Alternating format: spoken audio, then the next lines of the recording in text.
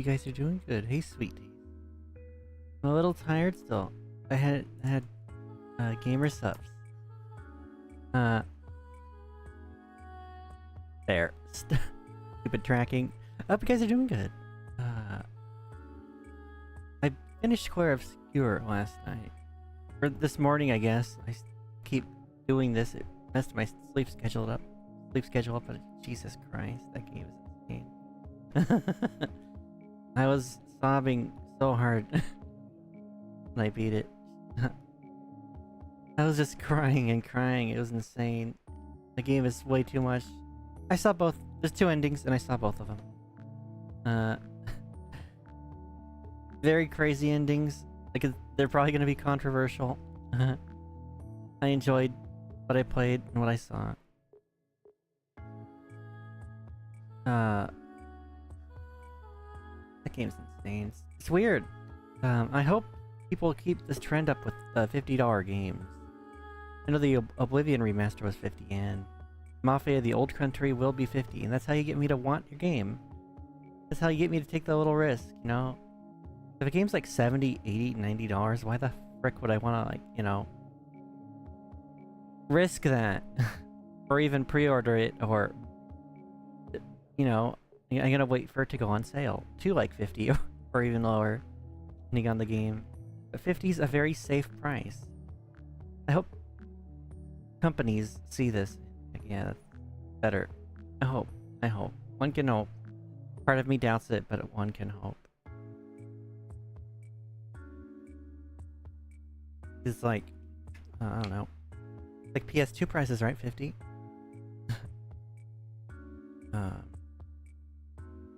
Talk about a library that's insane. PS2. There's so many games with the PS2. This is why I didn't tackle the PS2. This is, the PS1 already has enough games and enough hidden gems. Let me just... There we go. The PS2 already has, like... The PS1 already has, like, what? How many thousands of games does it have? And my friends are like, what are you gonna do when you run out of PS1 games to stream? And I'm like, oh, when I run out of, like, all 4,000, I'll let you know. Probably just go into PS2, because of how huge that library is as well. Because I think the PS2 also has, like, 4,000 games, right? How many PS1 games are there? Yeah, around like 4,000. And only, there's like 1,200 of those localized, right? That means there's a lot of them. A lot more. A lot probably don't know about, or they're just hidden, or, you know, exclusive to either Japan or Europe or whatnot. When I look for certain things, when I look for certain things to play games, right?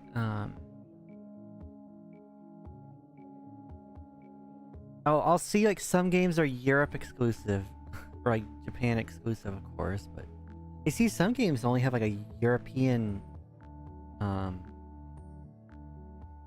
archive, to put it politely.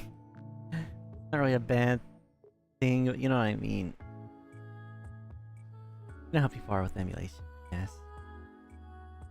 So hey Symes, I don't know if I said hey to you. Hello, good evening. My brain's a little slow today, chat. Holy fuck. God damn it, I cursed. Holy frick. No, I'm pissed off, fuck that. I'm fucking mad, you assholes. Some retard. I'm actually really mad, chat. I ordered Burger King, right? This is the worst bullshit I've ever goddamn freaking seen. Holy crap. This pissed me off last night tenfold. I was really mad. I ordered Burger King, right? I wanted to try that bacon Whopper steakhouse with a retard burger, whatever you call it. I get it, right? I'm really excited to try it. I open it up. There's nothing in it, right? It's bun. It's cheese. And of course, thankfully the patty was there, but it's bun, patty, and then instead of steak sauce, right? They just glorped a huge glob of barbecue sauce. That made me so angry. And I looked on the thing, and it's like, is this the right order? And it says the right order. But because I asked for no lettuce, because I do not like lettuce in my burgers or tacos, because I'm a weirdo. It's an autism thing, but... It also said no bacon. Why the fuck? Like, buy a goddamn bacon burger and then say no bacon. Are you fucking retarded? This is what Pippa meant, but with... when she talked about the stoners making your order, I felt that on a personal level, because of bullshit like this. Now that I got that off my chest, pieces of shit. I'm so mad. Now that I got that off my chest, I apologize. I'm actually, that was... Whoever made that order, I hope your gnomes fill your shoes with soggy cereal. I can't get too mean, but you know. It's a very inconvenient thing to happen, right? That's still a very bad thing to happen. Random gnomes filling your shoes with soggy cereal and you don't even see it. That would be horrible. Heck yeah. Hope that happens to them. Even if game's at 50, you cannot exclude the possibility of devs deciding to... that is also very true. That's very true. It is very sad. I'm not sure if I blame Farmville or mobile gaming or both for the way microtransactions have gotten, but it's egregious. People are sick of it. And the burger I got... I called it last night to one of my friends. I called it the EA burger. I called it the EA burger because it literally had fucking nothing in it.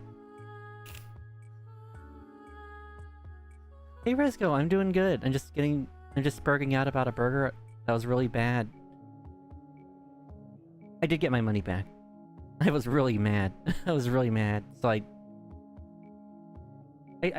chose on DoorDash to put the wrong item because this literally is the wrong item. Maybe they switched it with someone else's order. Maybe some poor soul doesn't like anything on their burgers. They switched it with mine. And the person probably got mine. I don't know. Or maybe it's just a stoner retard. I don't know. I'm so sick of some people. Chat. So sick of it. I'm tired, boss. But... yeah.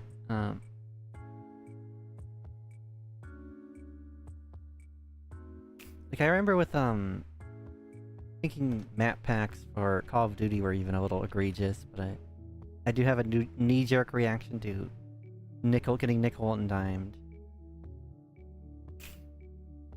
See, was there any game where I actually did fall for that? Center on Kakura. That was a game I fell for that. I think it was Estival Versus on the... Yeah, it was Estival Versus on the Vita. I bought all the DLC characters. It was worth it. I got my use out of it though, but still, I guess you know. Same with the water gun game. I bought Neptunia. Then they made like a whole Neptune versus Center on Kagura crossover, which is an okay game. I don't know. Doesn't feel like either.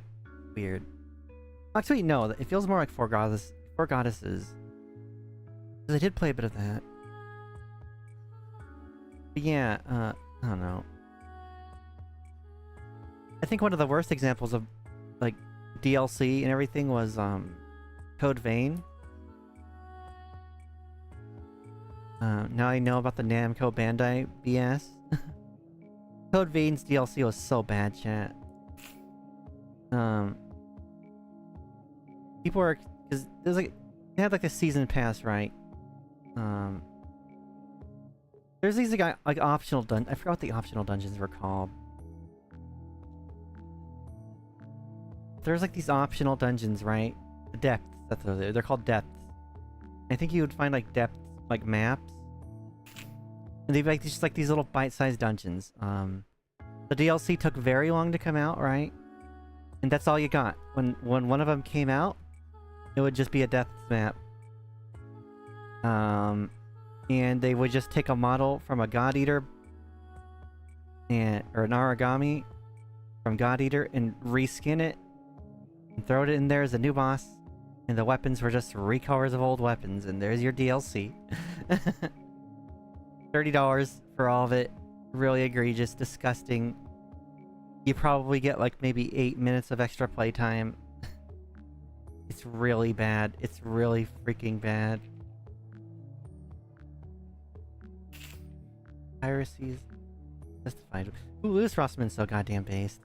That guy's great.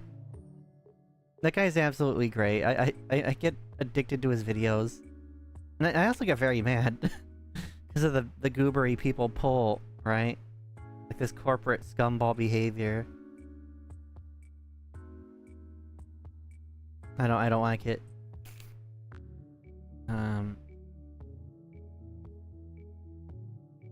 Yeah, this is another thing I want to talk about. And it does involve Code Vein. I may or may not have gotten the game another way originally just to play it, right? I may or may not have gotten the game because I couldn't wait to play it.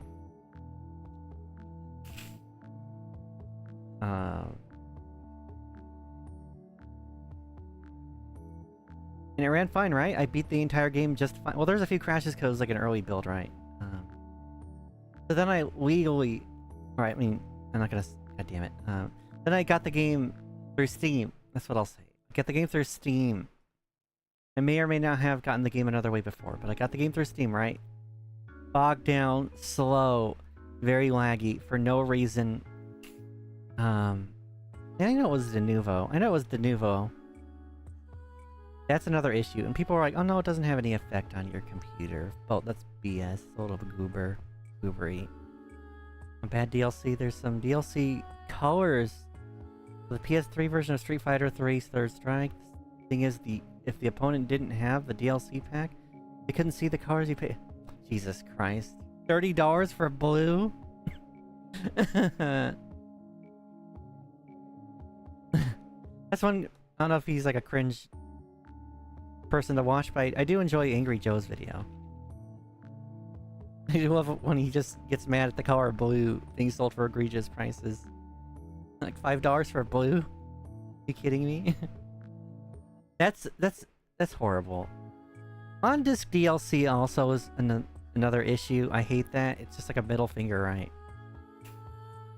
It's like, yeah, you already have it, but you don't have access to it.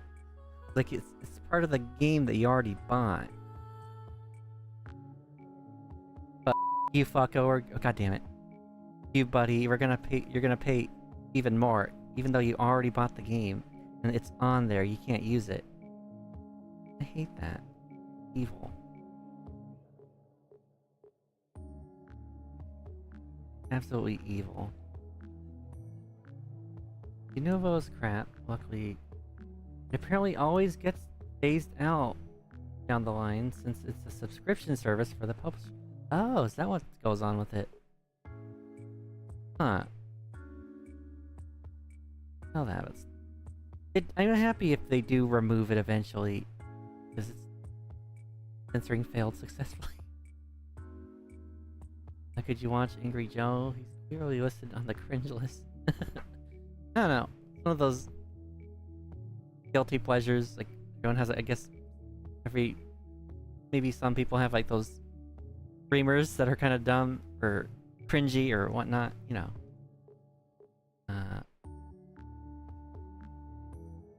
Every now and then I will watch, like, an Asmongold clip. Actually, I haven't watched him live, though. That's weird. The VTuber curse is weird, Chance. Like, when you become a VTuber, you can't really watch anyone else you used to watch or wanted to watch. You're busy doing that yourself. And you're either too tired after or too socially drained after to want to do anything else. Like with me, after stream, I like to just either nap or just lock myself away into music. I enjoy... The post-stream naps are so goddamn... I don't know, I like them a lot. Very comfy. Mr. Internet McGee decided that he was cringe and on base. Also, hey Asta, I don't know if I said hey. But yeah, there's so much BS right now with gaming. It's like Skull and Bones called itself it was like a quadruple A game. And it was funded by like a government or something. And that did horribly. All we wanted was Black Flag. Gaming lately. True and real. Hey, Ito. Oh god, my throat. Here we go.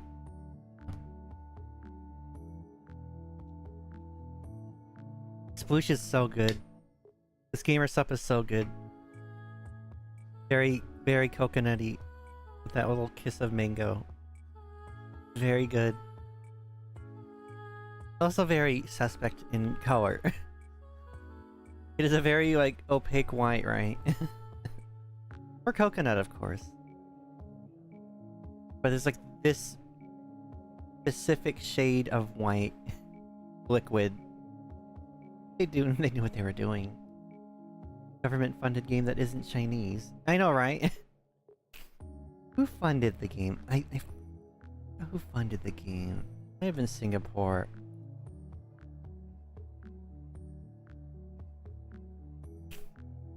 Yeah, it was Singapore.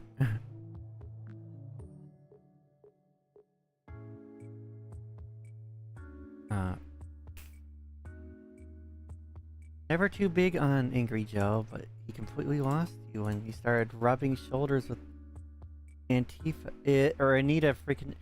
I hate that snake. Talk about a goddamn snake right there. Yeah, I know that. That's disgusting. I'm so sick of idiots like that, right? I am so tired of that. You've probably seen me on Twitter by now, just getting a little too silly or spicy lately. I apologize. But I'm also tired of just like, you know, sometimes I feel like I need to get my voice out there. Cause I'm getting sick of these goobers.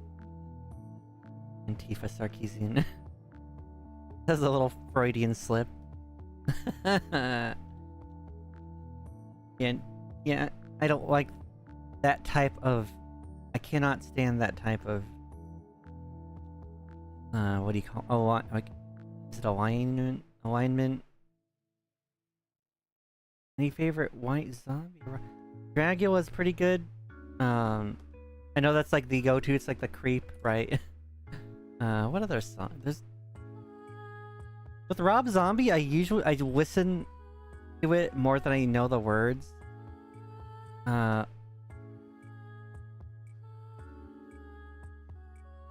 What was it? There's a really good one. I can't remember the name of.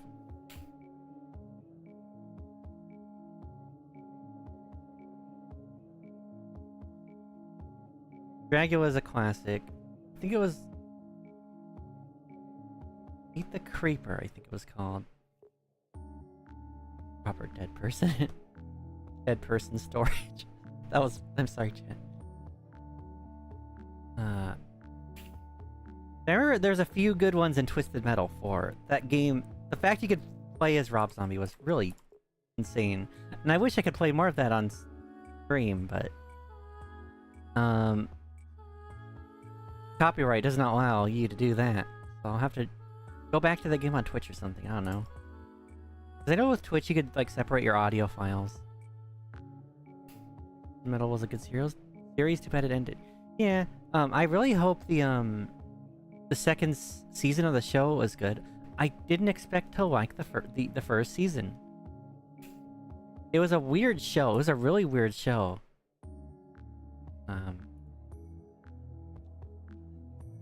It was a really weird show. But I think they're trying to set it up to be a vehicular combat show in the second season. It's supposed to premiere July 31st, 2025. Oh god, try not to hiccup. 2025. Because, tiny spoilers, they do see Calypso in the very end of the season. And, I believe it's the same actor.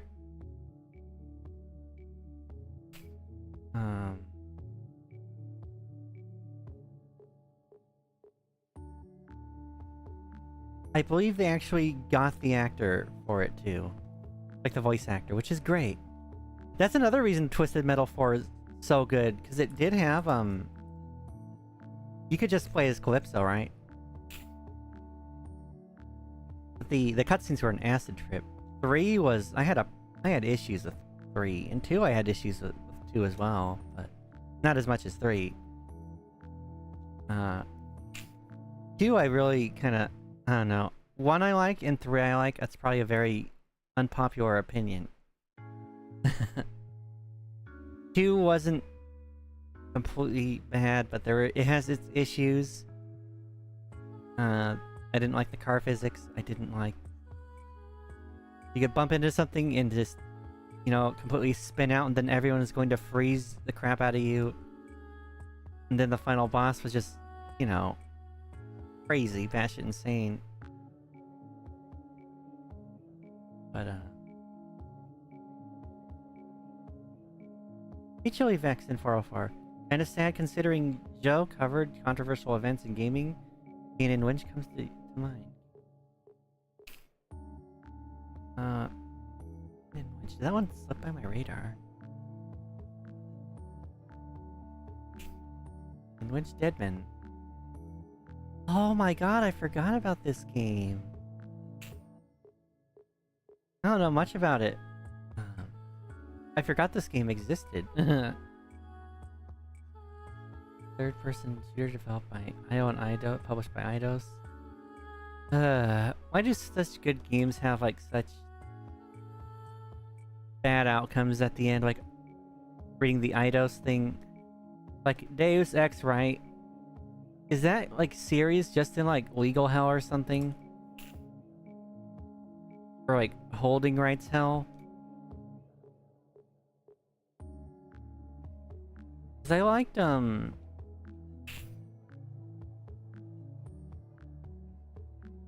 remember Eidos Montreal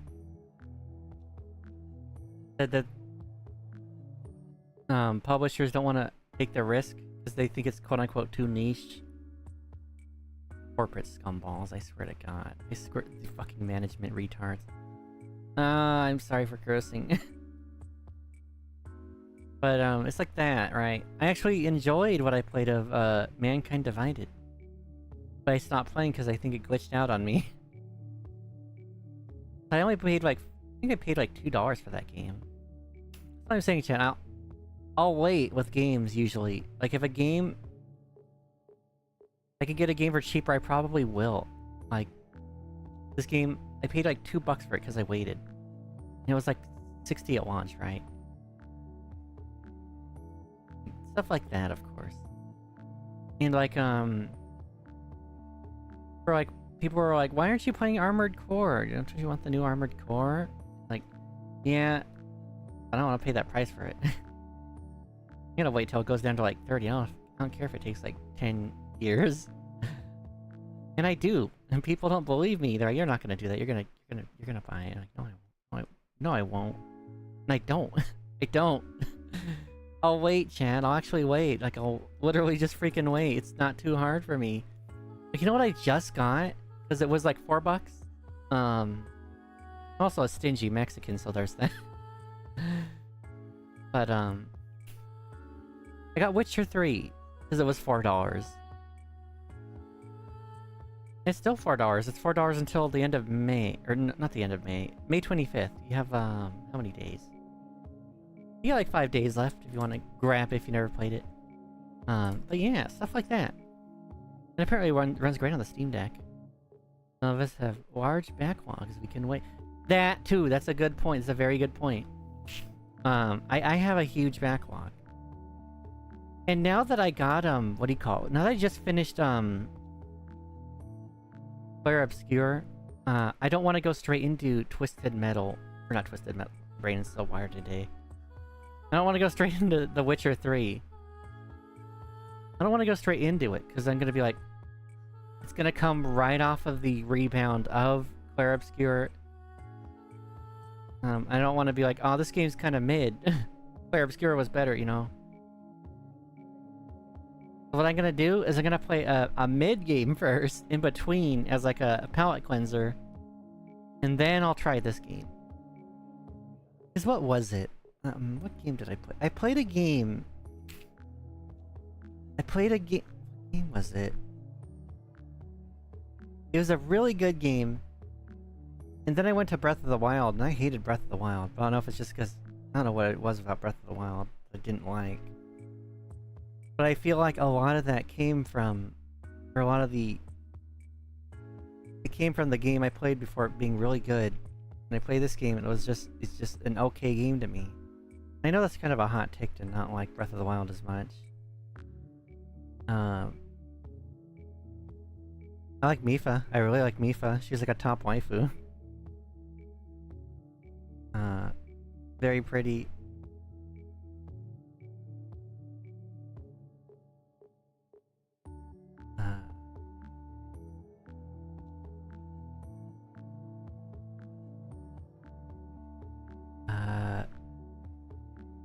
My brain's dead, dying.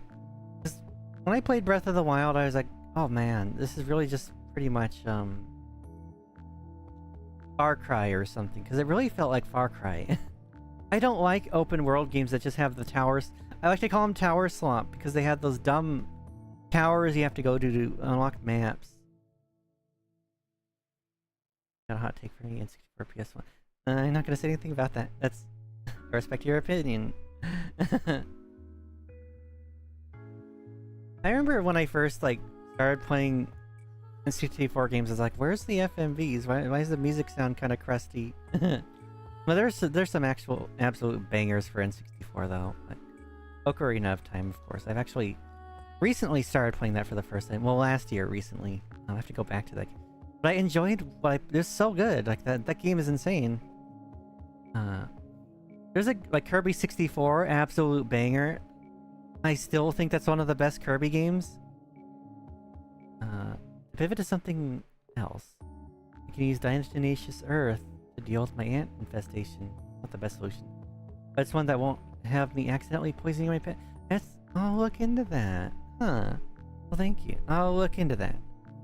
Isn't that the stuff, certain people eat? I know there's like a type of like clay people will start munching down on YouTube. I don't know why. It's either that or cornstarch. It's like some disease they have called pica or something, or they just want to do it. I don't know. I know in Haiti they like to eat mud cookies, even though they have like an abundance of like seafood. Weird. They go into like mud cookie debt over there. I don't get it.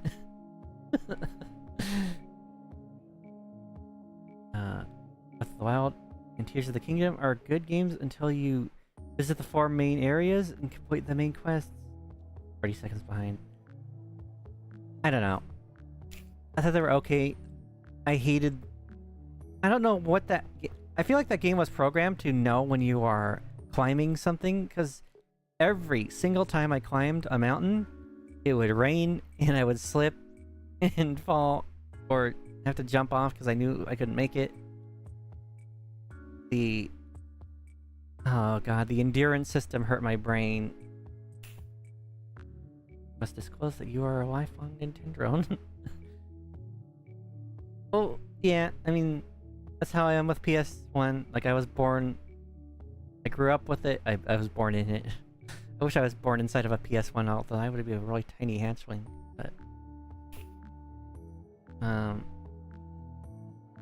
I had an N64, right? But that was like a rental... That was my rental system. I rented more games with that. I rented more games with the N64. I didn't have many. Because the only time I got games was if they were really cheap. Because my mom was like, if you want games for this thing, we're not gonna buy you expensive games. Like, okay. So I got like really sloppy games like South Park Chef's Love Shack, and it was just like a goddamn trivia game, I guess, with mini games. I was like, what the hell is this? I did get Mario Party and experienced the palm blister pain. Pony Pony, what the hell? But,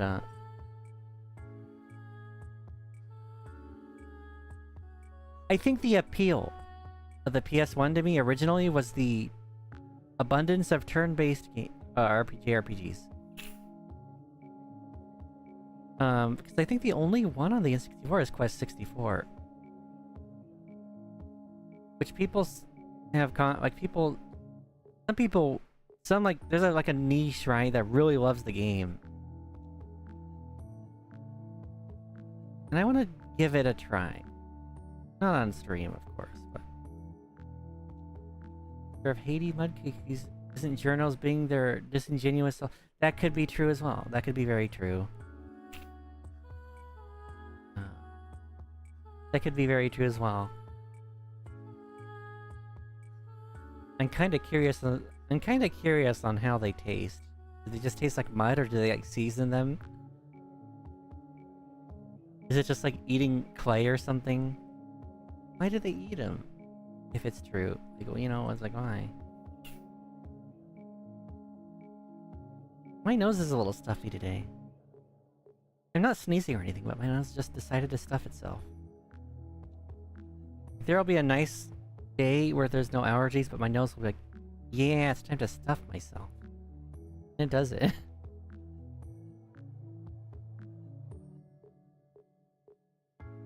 But, gaming, back to... I forgot what I said earlier. My brain always does this, chat, and I hate it.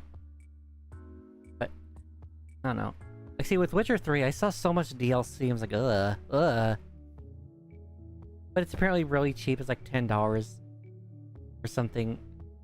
How much is it? It's $7.49. Expansion pass is $7.49 right now. I don't want to buy that. I'm just gonna pay the $4. If I like the game, I'll buy the DLC later. During another sale, right? Because I never trust games that, like, people will, like... Especially if a game... Or if like you start seeing articles of the game or something that's like, oh, top 5 games you must play before you die. I'm like... That makes me not want to play it as much. Like, I don't know. If I see something too much, I don't want to touch it. Claire Obscure is one of the rare exceptions.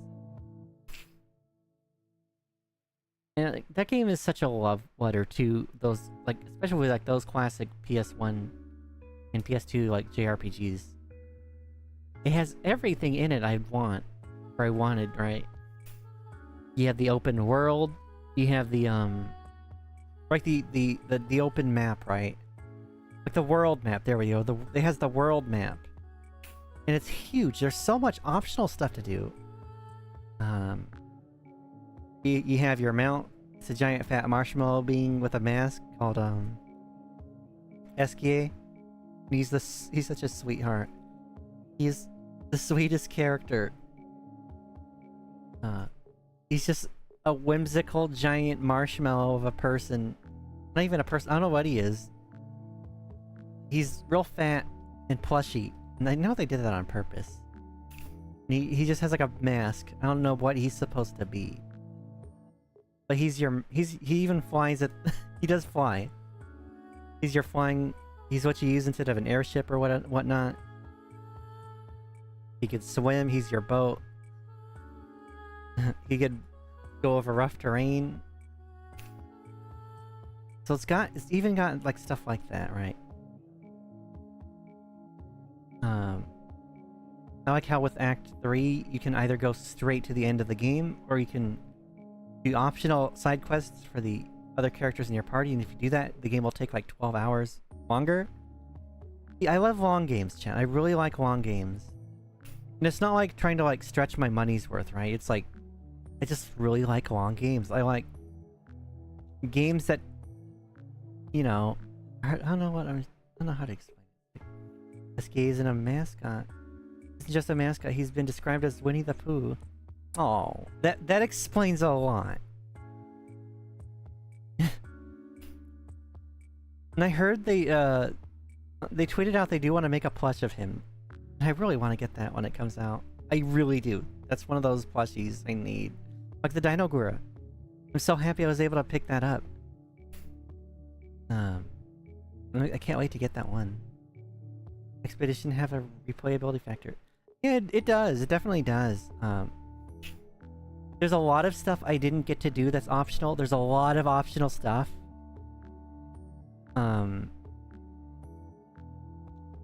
There's a New Game Plus. New Game Plus is weird how you get to it. Because the game has these, like, expedition flags throughout, like, the world, right? And, like, the places in it.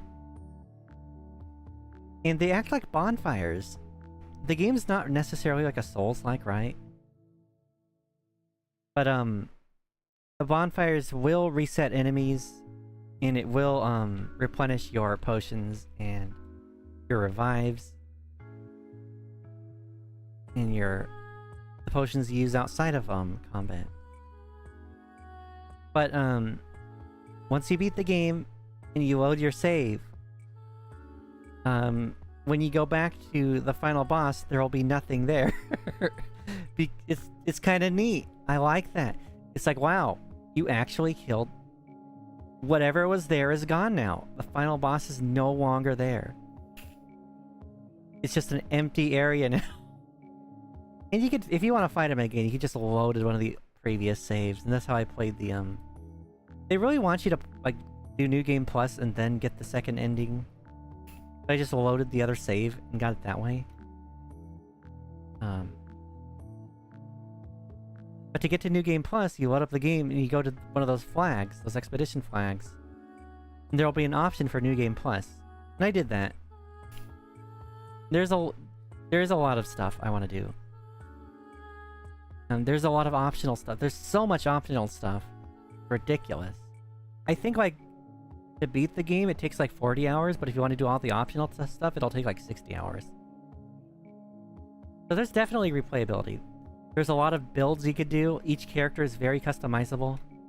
I appreciate that so much. There's like stats you allocate to them. There's these things called pictos, which are kind of like materia. I think like relics and materia, it's got kind of like that system. But the way you use them is kind of like Final Fantasy IX. Where you'll equip something, and after you've used it for a while, it'll just stay with you forever. Like that ability will. That's how pictos are. Except I think when you unlocked a picto with... When you unlocked a picto with one character, you can use them for, like, with universally with every character. I think that's how it works. So it's neat. Like, this game's such a love letter. Like, you'll have that base damage, or that max damage of 9999, like the old games. There's even a picto for that. To exceed that. That's when you get into real, like, end game territory. I forgot what they're called after. Because there's pictos and then there's like another version of them. There's like the universal version. Lumina, that's what they're called. They're called Luminas, I think. In those, you have Lumina points. And then it becomes like the Lumina points page becomes like the abilities page for Kingdom Hearts even. Limit breaker picto. Yeah, there is a limit break. They're called gradient attacks. And the bar does fill up once you've used enough of your abilities. Or like your skills. There's a picto to let you just build up limit break with normal attacks, and I set that on one of my characters who gets to attack twice, and he does 2 attacks per turn, so he attacks on the base attack, he'll just fill that gauge up, and if I want him to fill him up even more, he'll do that on his second turn.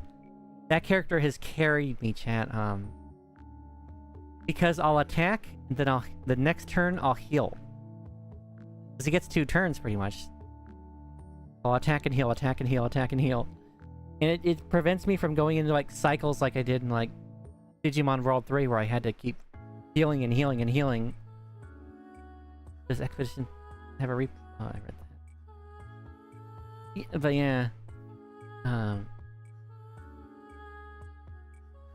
This game is... I love this game. This is one of those games I did fall for the hype and am hyping up. And I rarely ever do that. But this is the game for me, I guess. And the topics of this game actually helped me. Because like the main thing about the game is grief. It's like dealing with grief, dealing with loss. Like dealing with the death of loved ones. Like from the very beginning, that's how the game like shows itself, and I appreciate that. It actually helps me with stuff. Like I don't know, the way this game handled things is pretty good. I appreciate it. I'm not gonna. Of course, I won't say what happens, but I feel like some people are not gonna like the endings. But the endings kind of feel a little Yoko Taro esque-ish, just a bit, especially with one of them. The game's gonna make you. I don't know. The game made me cry so much. The game made me cry a lot, but I was like bawling my eyes out. Jesus Christ! Like that game actually made me cry really hard. The music is gorgeous. The music is absolutely... You can have like a really crappy game, right? But if the music is good enough, I'm going to want to play it to the end. Fourth wall breaking? Not fourth wall breaking. It's more of just like the way they handled things. I can't, it's hard for me to get into just because I don't want to spoil anything.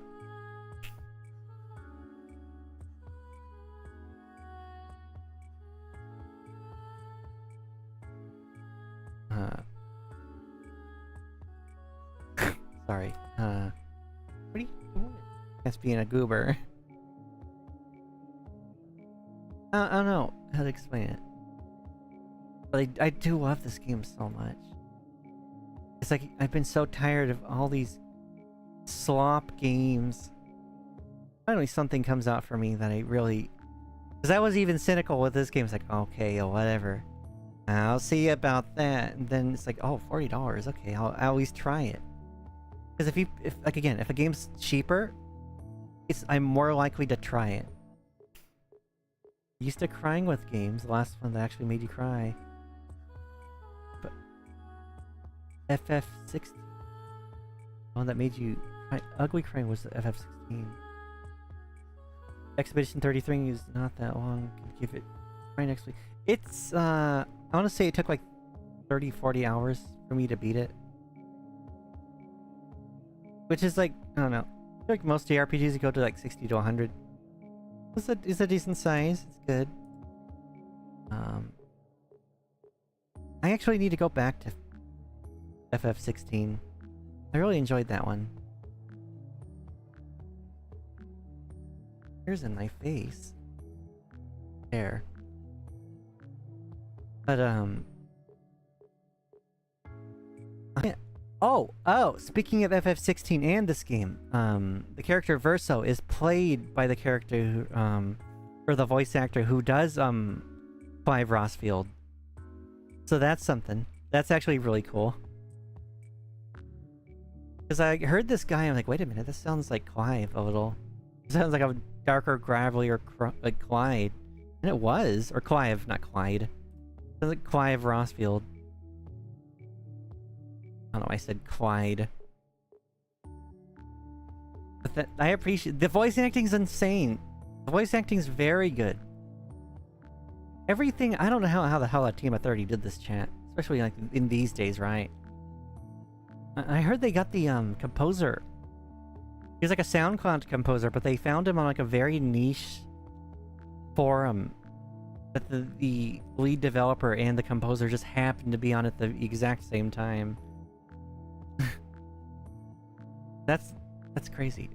He's never... None of these people, I don't think... Like, very few of these people have worked on like games. Like this was this guy's like first time composing for a game. That's crazy. But it's a crazy game they pulled off, and I hope people are looking. I hope developers are looking I feel like some people, if they haven't already, are gonna maul at the game and say, just because it's calling them out. Developers, I mean. Because it's this game is very, very pretty, and it's very small in file size compared to, well, it's like 40, 50 gigs in file size, which isn't too bad for a modern game. Especially when this pretty, with the scope it is, the size it is. The world is pretty big. The world is pretty big. Again, the price is good, and it's like, why would I pay $90 for a Switch game? It's going to be an okay experience, right? When I could get a game like this for 50 or 40. I paid 40. That's like Nintendo DS prices. I paid 40 for that. And I just got one, like, this absolute banger of a game, like this insane game that has no right being the price it does. And I'm gonna get the OST, of course, later, just to support them even more. Because again, the music is insane. It is very unapologetically a French game, though, too. Like, I encountered a mime, right? And it's an extremely powerful, like, fight early on, so I, like, ran away from it, and then I came back to it. And when you fight the mime, there's very aggressive accordion music being played. I beat the mime, and I got the mime's outfit, which is like a very French like outfit with like the beret, with the red beret and like that striped suit with the overalls. And you know what it's called, chat? It's called baguette. They know what they're doing and they're not afraid of it. The characters really want wine. The characters love wine. They talk about wine a lot. What did I rate this game? No, this is a 10 out of 10. This is very much a 10 out of 10. Easy 10 out of 10. Usually I'd give games like a 7 or 8 out of 10. This is a 10 out of 10. I want to say Fantasio is like a 7 out of 10. I think games that are mid are like, I don't know, like 5 out of 10s. I don't know.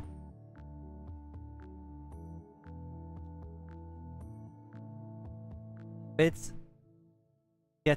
an easy 10 for me. I love this game. It's a game I will definitely go back to. It's a game I will definitely replay multiple times. I love the hell out of this game so much. It's rare when I tout a game like this too. Like, it's very rare.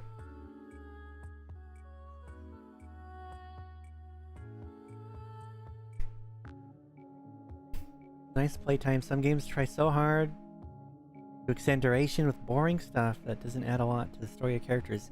Yeah, like I heard, what was it? There's like a I think it was called like Sword Art. It was a Sword Art Online game called like, I think, Hollow Fragment. People were like, oh, there's so much content in this game. There's like 1,000 hours worth of content. And I played it. It's like the clunkiest piece of shit I ever touched in my life. And it was like, the music wasn't that good. The gameplay didn't feel as good. Hello, Coco. Welcome in. Hope you're doing well. Just talking about games. Just yapping about games and whatnot. I don't know. I was like, wow, that's a lot of content. I'll buy it for $7. And I bought it and I didn't like it. I still haven't gotten anywhere near it. Hello, Raven. Hope you're doing good. Hope you're doing good. There's another Sword Art. There's actually a Sword Art game I love. It's called Lost Song. I actually really like that one, but then again, I'm very biased. It is very much about fairies. I don't care much about Sword Art. I did watch like... I watched 3 seasons of it? I think I watched like 3 seasons of it. Just out of boredom. And my favorite is the Fairy Dance arc, which is like everyone's least favorite, but it has fairies in it, so I do like it. And I have the Leafa Figma. Actually, I do have the Leafa Figma. I have a little tiny chibi Leafa figure like next to it. Like, but like, I guess it's the, you know, I unfortunately own Sword Art merch.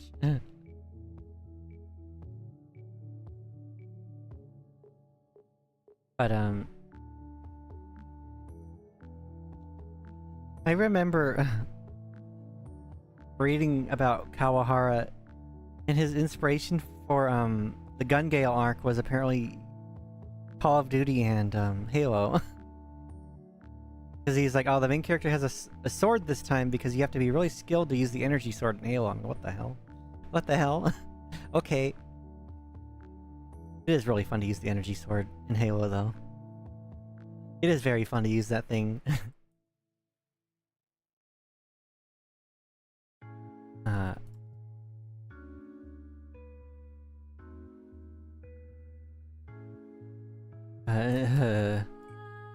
don't know. But yeah, Prayer Obscure is definitely worth it. Gun Gale arc was disappointing, and obviously they didn't know shit about FPSs. I don't get it. Cold water, my beloved. Wait, you heard me drinking it. Did you hear my eyes or something? Yeah, I'm drinking Gamer Subs right now.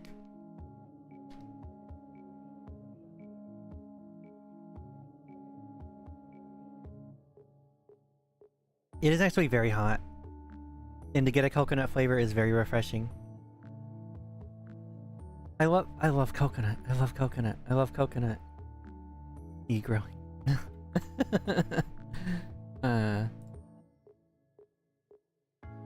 Yeah, I don't know. So tired of some gaming things. Yeah, I really am. Being a PS1 person, where you would go to like Funko Land and pay like $3 or $5 for a game, and it could be an absolute banger. You buy the game and you go home and you put it in and you play it and you enjoy it. That's that. Even with the games now, it's like, oh, especially consoles, it's like, oh, I bought this game, right? It's time to play the. Oh, I can't play the game. I have to update the game. Well, I can't update the game. Update the game. I have to update the fucking store. Oh, I can't update the store. I have to update the system. Oh, what's that? Oh, okay, your system's updated. What? Oh, sorry, you can't access your account. You have to authenticate it. Oops. Now that you've authenticated, we still want you to change the password.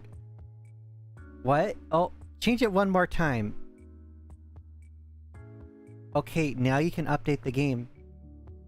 Okay, or the store. Now update the game. And then you can play your goddamn game. And guess what happens if you have shit internet? Because I used to have really bad internet. I used to have really bad internet. So it would take like an entire week with that thing on to update it. So you buy a game, you wait a week to play it if you have bad internet. They try to do the same weird creepy villain from the FlaVR arc, but much worse. I want to say something about Gun Gale arc, because it feels really close. Oh god, I don't want to say the thing that everyone says, but it really does feel like a ripoff of Dot Hack a lot of times. And people will say that it came out before, but Dot Hack's pre-production came out way before that. And I'm pretty sure Kawahara knew about the pre-production and knew what it was. Which is why it doesn't feel fully fleshed out compared to Dot Hack, because he just took the concept of it. But there is Gun Gale arc. What is it called? Like Death Gun? It just feels like a stupider version of Tri-Edge. It just feels like a worse version of Tri-Edge. You heard the sip? But the Gun Gale arc for Death Gun just felt like a dumber Tri-Edge. Because in GU, Tri-Edge would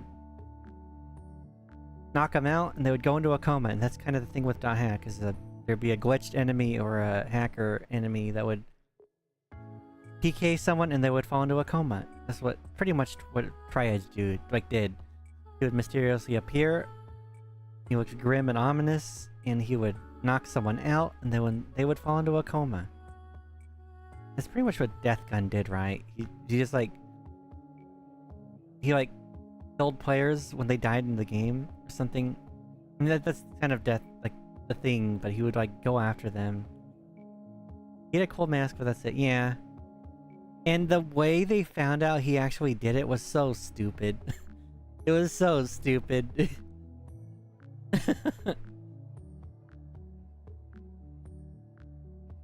It was just some random goober the whole time, right? Just poking people. Trying to say it vaguely in case people want to watch it still. Even if it's like something old, I try not to spoil something.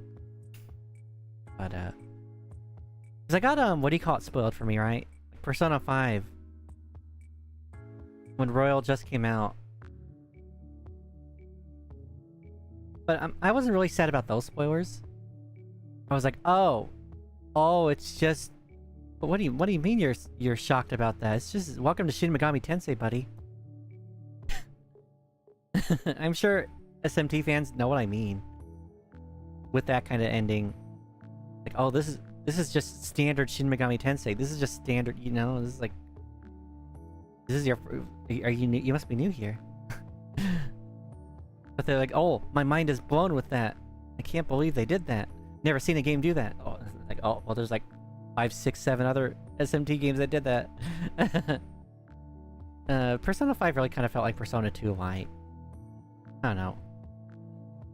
Again, it took me like 5 hours to get into the core gameplay, and by that time I was burnt out. And it wasn't like that for me with Persona 3 or 2. 1's a little hard to get into. I can't recommend 1 for people. That was like a hardcore autism game. I love it. I remember a battle taking like 30 minutes once.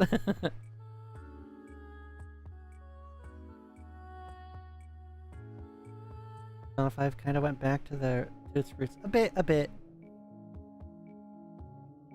I do appreciate negotiations coming back. Good to see guns pop back. And Clair Obscur actually does have its own like ranged weapons, right?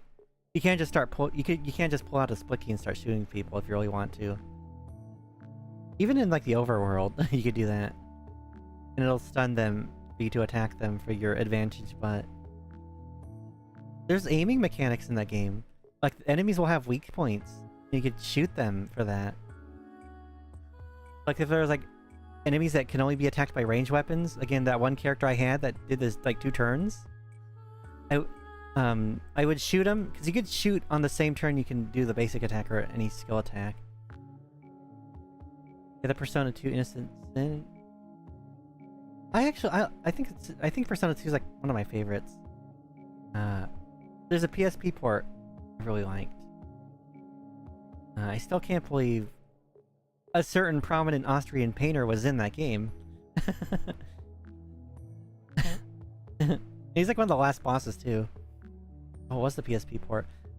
I enjoyed the hell out of Persona 2. I didn't finish it, but I liked the concept, I liked the characters, I liked the music. It felt more like SMT, but that's the thing, I'm a huge SMT fan. And it feels more like for SMT fans, because it was more of a spin-off at the time. And now it doesn't feel like it as much. That's maybe kind of the reason I don't care much for newer games. 3 Reload was okay.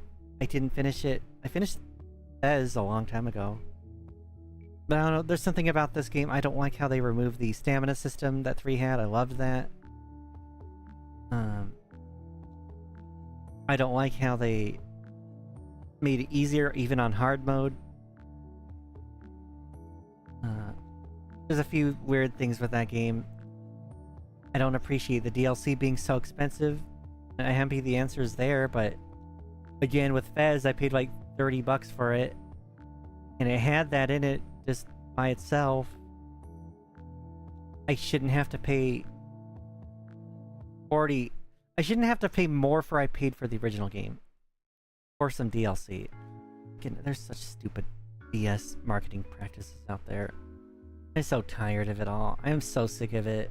And that's probably one of the reasons this game is doing so well, is because of fatigue with people and these dumb corporate marketing tactics. This game doesn't really have any of that. Clair Obscur has none of that.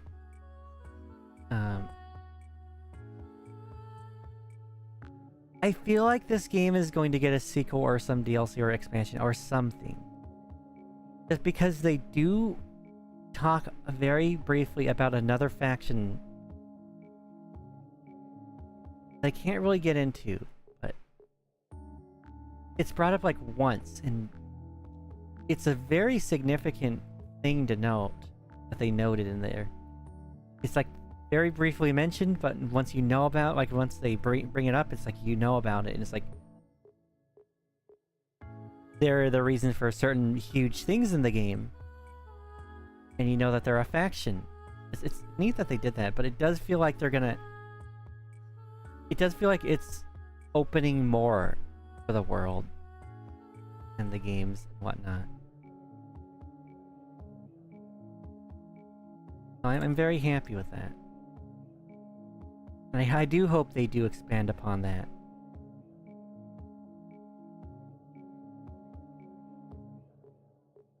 But, like, I do hope The Witcher is good. What I'm gonna do, before playing The Witcher, like I said, I don't want to rebound off of, Clair Obscur into The Witcher, because I don't want to be like, oh, the Clair Obscur is better. I could be playing that now instead of this game. I know a few friends who really like this game. Like a Polish friend especially, who love the hell out of this game. It's their pride and joy, they said, to play. They're very happy like a Polish team made it and stuff, I believe. So if I want to play the game, I want to play on like a kind of a clean slate. I'm gonna play a mid game. That's what I'm gonna do. I'm gonna play a game I know like is probably very mid, and that's gonna be Mafia. I'm gonna just play Mafia 3 on my own, I guess. God dang, they say the gamer word a lot in that game. I shouldn't be laughing at that game, but I started it the other night, right? And I was laughing really hard.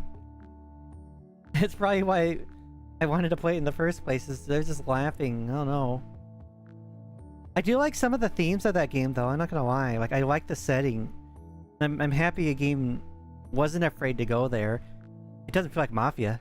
It doesn't feel like the Mafia franchise. It really doesn't. It feels like they just slapped on the name and probably threw in a few of the characters. I don't know. It's weird. But, yeah, they really like to... Which of all the gamer words... I can't... How am I gonna describe which one? I can't really describe which one. Like, how am I gonna say that? Like, what am I gonna say? It's the gamer word. Like, the word.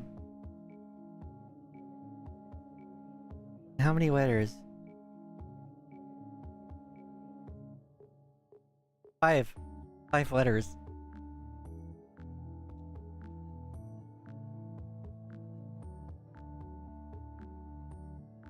It's 5 letters.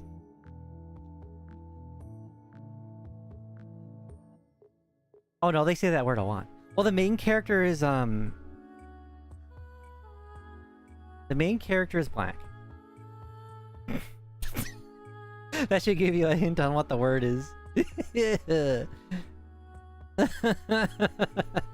Oh no, there's a lot of that in there. There's a lot of that in there. Also, hey Squid, did I ever say hey to Squid? Hello, hello. So sorry I didn't say hi earlier. I saw you. I didn't say hi, I apologize. But no, that word is thrown the frick around. And every time it is, I can't help but get a chuckle. Not because of I'm laughing at the absurdity. I'm not laughing at, like, you know. Hey, and who cares if I am laughing at that? Who cares? What are you gonna do about it, Goober? Sorry. Are you gonna tell T-Rex not to laugh at something? Since I mentioned different versions of Persona 3, what are actually the differences between the original, FES, portable, and okay. Original is just the base game for the PS2. FES it's kind of like Metal Gear Solid 3. It's like Metal Gear 2 Solid... My brain is not working. I can articulate word. It's like Metal Gear Solid 2 Substance and Metal Gear Solid 3 Subsistence. It's the game with extra bells and whistles added to it. The Fez was... yeah, Fez was like that, and it had extra story. And that was like a default on hard mode. You played as Aegis, who was like the robo waifu. So it's like that.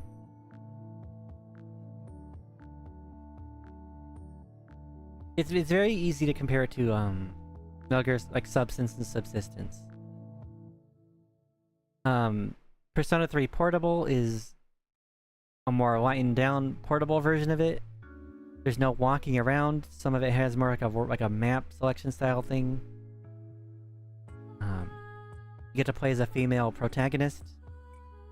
This is the polar opposite of the fans call her the femc. When you play as her, her UI changes to very bright pink. She's very happy, as opposed to the main character, like the original protag, who's like, you know, obviously like he's got that emo look to him. Her music's more like pop themed music. You can date the male. I think there's like more male social links that she could deal with. You actually even I think if you max one of them out, you can actually save a character from dying that way. She's really cute. The game's, I believe, cheaper now. And Reload is pretty much fully remade. The remake of the game. It's pretty accurate. Again, there's things I don't like about it, but it's not a bad game. They wanted the P5 fan money. they wanted the Persona 5 fan. They wanted to bring them into that. Like they wanted to make it like an easy transition for them to get into Persona 3, because old P3 is a filter for sure. But it alienates fans like me who, you know, likes SMT, likes the old Personas, likes Persona 3 for how it was.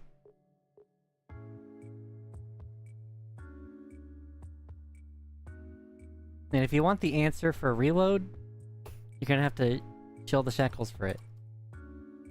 How much is it now?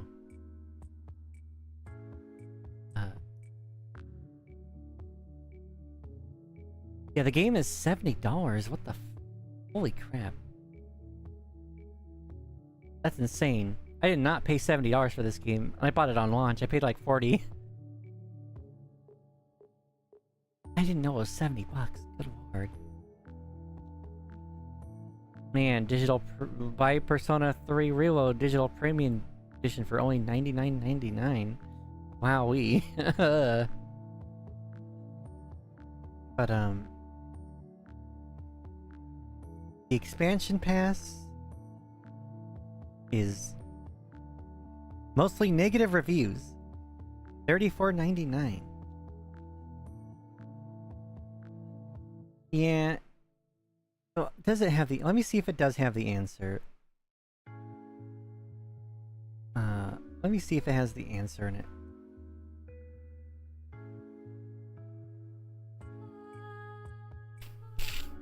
You don't remember paying... Oh no, it was 70 at launch.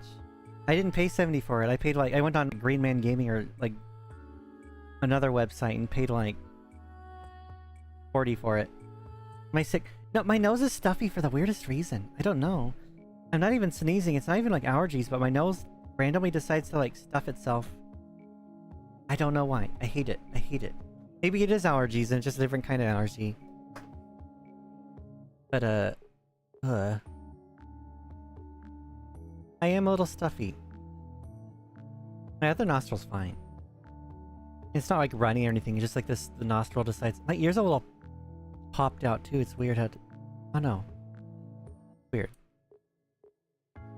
It happens every now and then. I hate it. But I can't remember for the life of me what the other gaming site I used was. Maybe I have an email. If the nostril gets better, well thank you. Pretty sure if I use like a neti pot, that'll fix it, but those things kind of scare me. I might have to just get one just to get one, I don't know.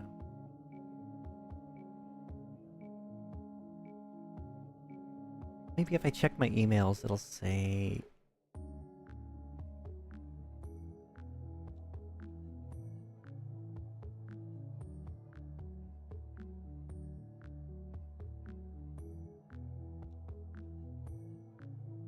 Oh no. Oh no. There's a really good website I used. Green Man Gaming's a good site to use for getting games cheaper at launch. There's another game site I used. It was like a UK-based game site, and I forgot what it was. But it was really good. And I don't know what it was.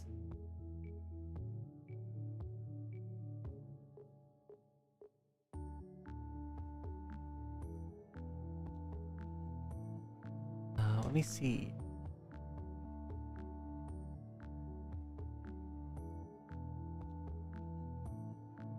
It wasn't like G2A or anything, because those are like, I really don't try to use gray markets like G2A or Kinguin. I try not to use them.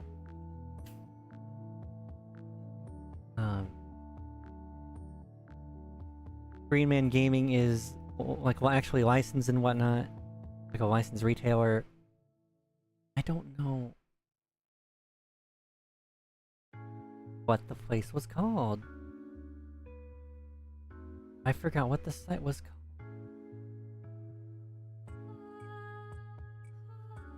I did like a random Google search for the website once, and it was a good price. And now I can't find it. Because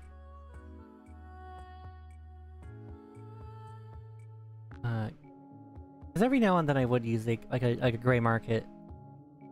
And I think my mom got me she bought me Windows off of a gray market for me. Oh wow, that was a long time ago now.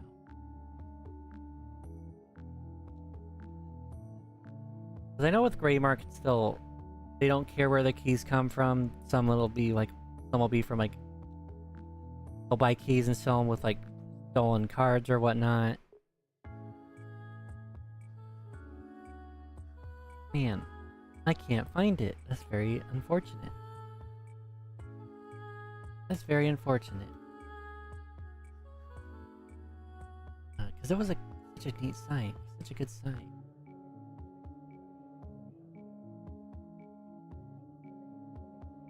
Man, I'm having such trouble finding it. Oh, I'm sorry. I will find it eventually. But not now, I guess.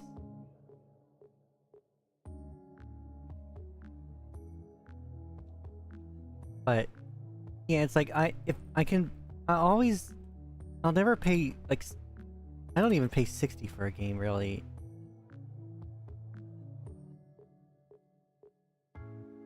Like, I think the only game I recently paid that was like 60 was EDF 6. And I don't regret that because I do have the Gura DLC. That's like the only reason they got me. They got me, chat. That's how you get me, is throwing VTubers into your early purchase bonuses. That's how you get me. Because unfortunately that's how you get me, is by throwing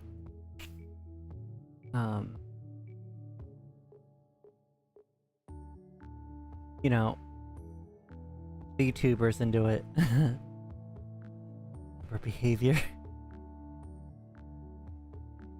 Yeah, EDF 6 had Hololive DLC that was like early purchase bonus stuff.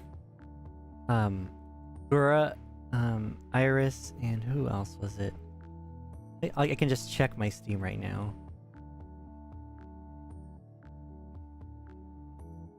I have a lot of EDF games. I have like 1, 2, 5, 7, 8. I have like 8 of them. Let me see. The messed up thing about EDF 6, I still have yet to play it. I played a lot of 5. I played like 5 and its DLC. Manage my 4 DLC. Aerator piloted weapons. Don't know how I got that. You get Gura, you get Iris, and you get Kiara. And they're like decoys. You throw them around. And I've seen some people do silly stuff with it. Like they threw it on a bug's head and the bug started spinning out of control. They couldn't get to, like, the AI was trying to track it.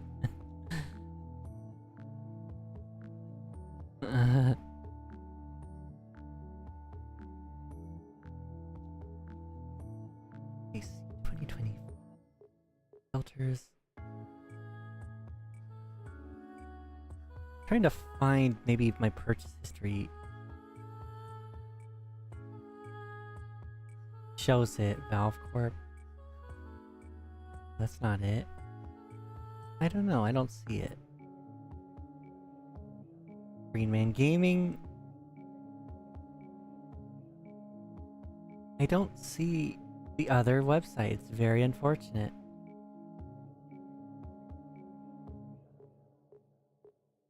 Yeah, it's really cute. They're little chibis. They look almost like the Nendroids.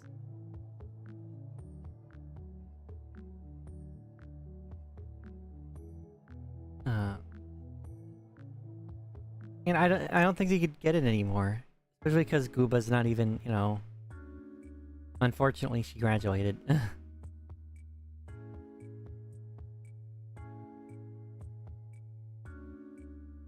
Yeah, that's a franchise I always like to talk about. Like, that's one of those franchises that's just super fun. It's like my favorite horde shooters. With horde shooters, I don't know. I'll play them. I'll play them with friends. But one of the okay, I'm sorry, Chan. I'm gonna get hate for this one. I thought Helldivers was okay. I'll play it with friends, right? But I won't go out on my own. Oh, I won't go out of my way to play it. I just want to play EDF instead. But if you like Helldivers, I can highly recommend EDF. I don't think Helldivers is a bad game, but it's just not my cup of tea. That's what I'm trying to say, I guess. But I understand why people do like it. If that makes sense.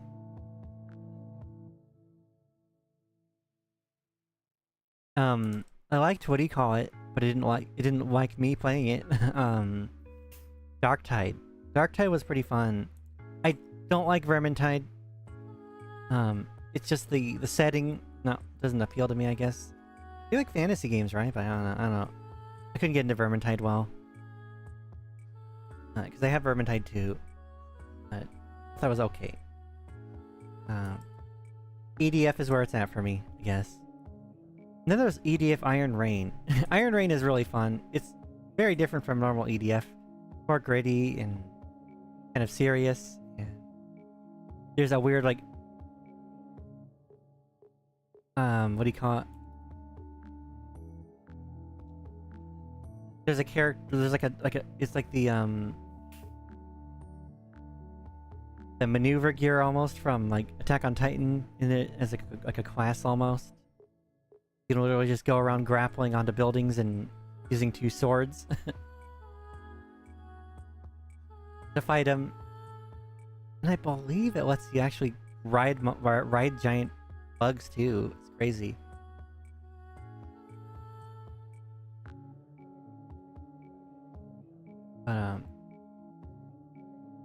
It's a fun franchise.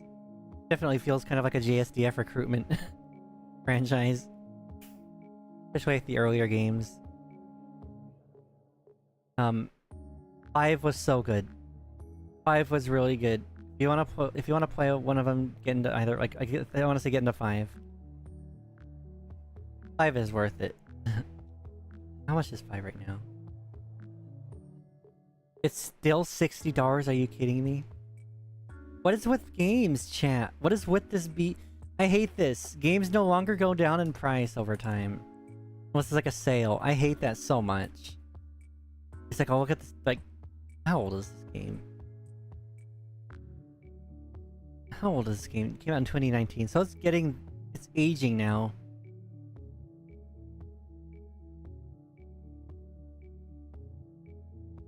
Like 6 years old now. 6 years old. It's still like $60. I don't like that. Almost 10 years old.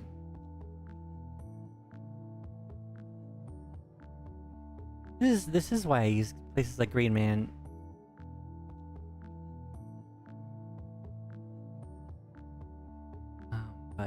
And Humble every now and then. Like, I got a lot of my EDF games from like a Humble bundle. They did like a whole EDF bundle.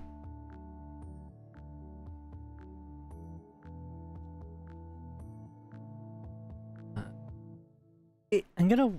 Man, it's gonna eat me not remembering what that game was called. Or that site was called that I used.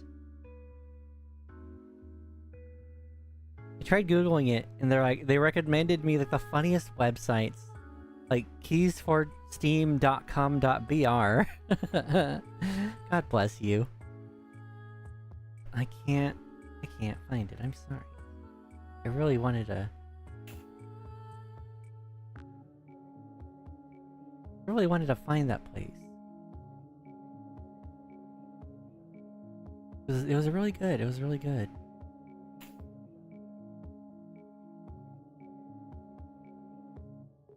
I just... No, thank you Google, but no, it's not Nintendo official UK store. Ew. I can't stand the whole Nintendo stuff these days, Chan. I just can't. I can't. I just can't do that. I'm not gonna pay 90 for a game or 80 for a game. I'll never do that. Never in my life. I don't care. There's a lot of older games. I tried talking about that on like Twitter, right? And the Normoids just straight up attack me. I mean, like a retarded person. Like, they said words I can't say on stream, but they called me... They called me words. They called me words. You're talking about like hard R words. Like, Jesus Christ, calm down, goddamn fucking console peasant. They called me the words. They called me the Mafia 3 word.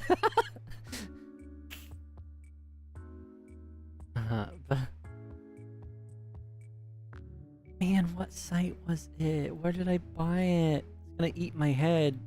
Not remembering. Let's see. Maybe if I typed Persona?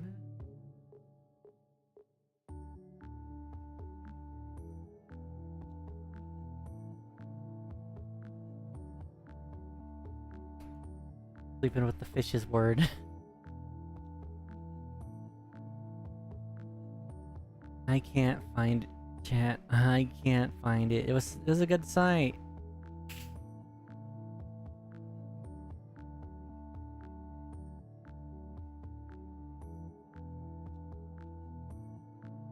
I think I got Metaphor off of Green Man though, for really cheap.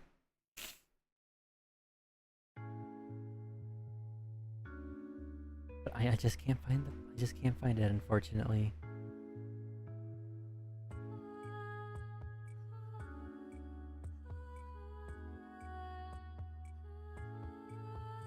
Ugh.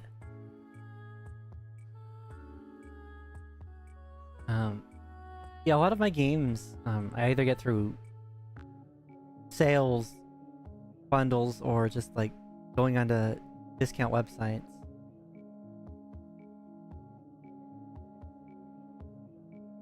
And I don't know if it's Eneba. Let me see. The first result is Eneba Fortnite. I don't think it's... This is a very purple website.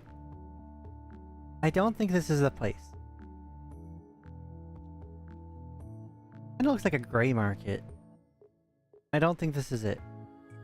Selling e-gift card. Oh god. I see Google Play cards. I don't think it's Eneba.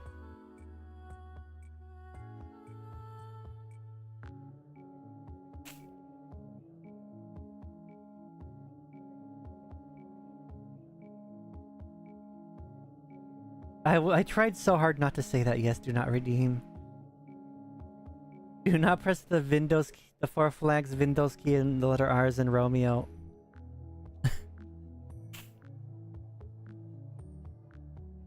I don't know if I brought this. I think I did, but I used to do a lot of scam baiting back in the day. I considered actually doing that with VTubing, but I didn't. Just because I know how the scammers are. I know that they're gonna say the Mafia 3 word. They love saying that word. They love saying that word. Oh yeah, no, when I scam baited, they said that word a lot. They said the hard R a lot, chat. A lot. And if you want to see an example of it, I think his name's like Ice Jam or something. He does like soundboard trolling, like prank call videos. I don't know if he still does it now, but he did like prank a scammer with like a Deus Ex soundboard once. And the scammer got really mad when JC Denton was like, "I have bad news, I'm a federal agent." And then the scammer just started saying, "Hey," and then he said the word. I'm like, oh my god. What the hell? They love saying that word. It's crazy. Like, they'll either say like the most unhinged schizo take at you, or they'll start calling you that word. It's weird. Oh, my neck. Like, I forgot what they said. Like, I was watching a video of someone like scam baiting, right? And the scammer just randomly starts going, "I am Batman, return to Superman," or something. I was like, what the hell?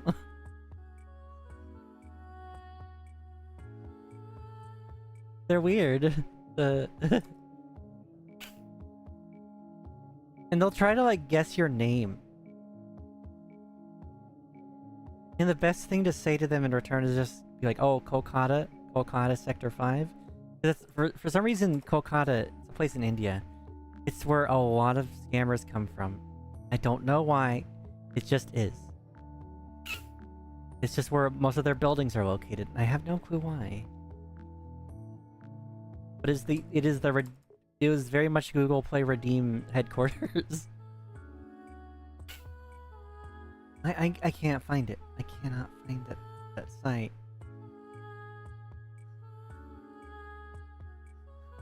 It was like a licensed retail, like an approved retailer, like Green Man. Because Green Man will do like cheap things, but they do it like by the books, right? They do it legitimately.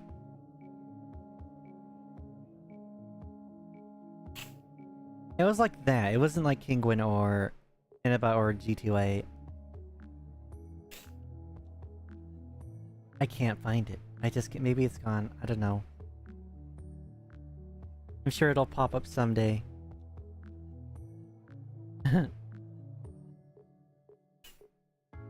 And no, I'm not sponsored by Green Man Gaming. I just like to use them, and I like to recommend them, because... What is this? Mafia Trilogy you can get right now for $10. That is insane.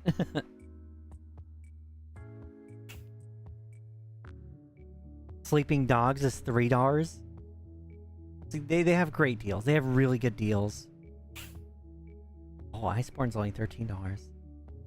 Nice. I'm not gonna buy it though. I haven't played Wilds yet. Actually, I haven't played Monster Hunter Wilds. I don't know when I'll play that. But it's on sale for $56. That's not bad. Oh, you know what I also got on launch? For like really cheap was Persona 3 Reload I did, but Like a Dragon Infinite Wealth was another game. Maybe if I search that, I'll get it. But yeah, I bought Like a Dragon Infinite Wealth on launch day for really cheap. It was like 40-50 bucks. Maybe if I search that, I don't see it. Frick. Okay, it's not fair. I don't know. I need to get a pirate game eventually. I really want to get the Majima game. It looks so fun. It looks so fun. Oh my god, it's only $52. See, that's what I'm saying. It's only $52 on the site. This is why I use the site. Why the hell would I pay 60 or 70? I'm not gonna do that. I refuse to do that. Recently got all achievements for Wilds. Only have to wait for the title update 2 and the imminent expansion for the future. Heck yeah. I'll get Wilds eventually. It's decently cheap. It's like 56 on Green Man. But I don't know. I'll wait with it. I'll wait. I always wait with these games. I'll always wait.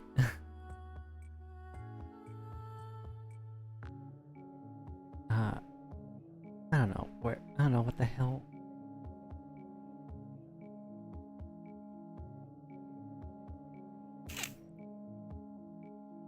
I'm gonna tear my heart out. Or my hair out. That sounded very violent. I didn't mean to say that. I'm gonna tear my hair out. Not my heart. My hair. That'd be horrible. I'm gonna tear my hair out thinking about it. Trying to find it. I'll enjoy a lot. Maybe. Because I take them very casually. The Monster Hunter games I am very, very casual with. So I try not to, like, you know, that's why I don't jump on them firsthand, and I usually do wait for sales.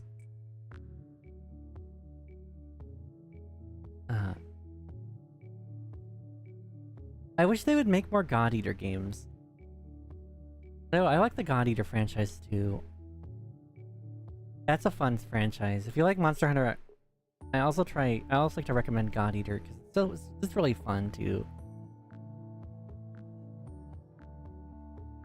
I played the heck out of the first one. It was called God's Eater Burst for the PSP. It's one of the reasons my PSP's like little joy nub fell out real fast. I had to replace it twice, and it did the second time as well, unfortunately. I can't find it, chat. I just can't find it. Where could it be? What site was it?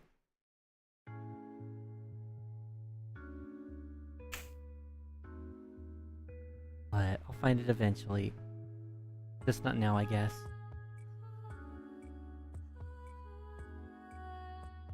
But yeah, gaming.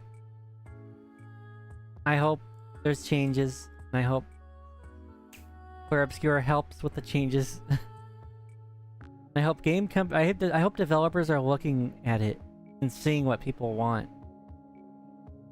I think the lead developer said like this game would have taken 20 years to get greenlit by Ubisoft, which is why he left and did it on his own. Which is great. Like Schedule 1. I never brought up Schedule 1. That game looks fun. I don't know if I want to get it right away though, but the game's like Schedule 1, right? Like that was like almost like a one-man team who made that. It's pretty cheap, right? Stuff like this is just neat. And it shows you could get a cheaper game and just have as much fun as you possibly can with them.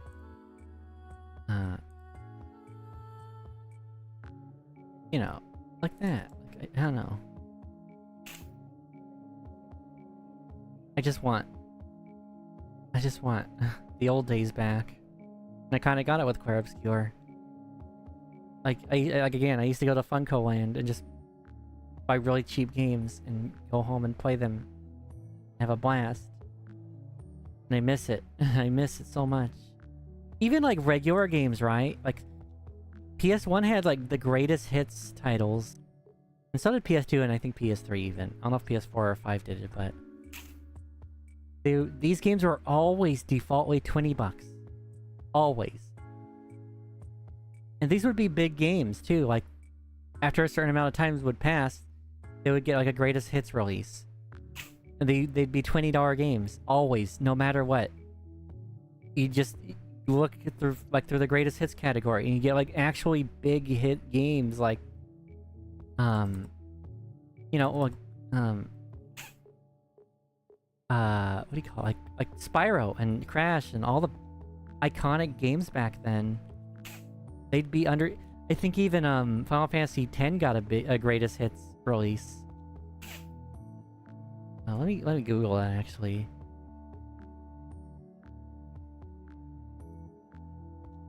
Yeah, FF10 had a greatest hits release.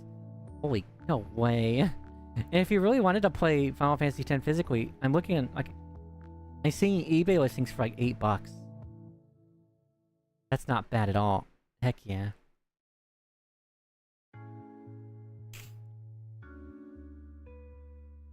So I guess there's a market, like even like there's a budget market even if you want to play physical these days. Like I remember going to even GameStop. I went to GameStop, right? Just bored. I literally had $1 in my pocket. I had $1 in my pocket, right? I was like, I wonder if there's anything I could get for $1. There was. You know what I got, chat?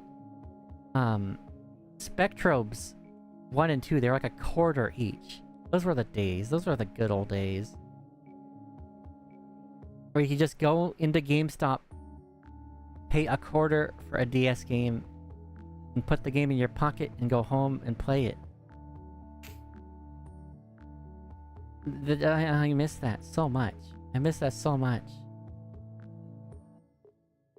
Spectrobes is so fun.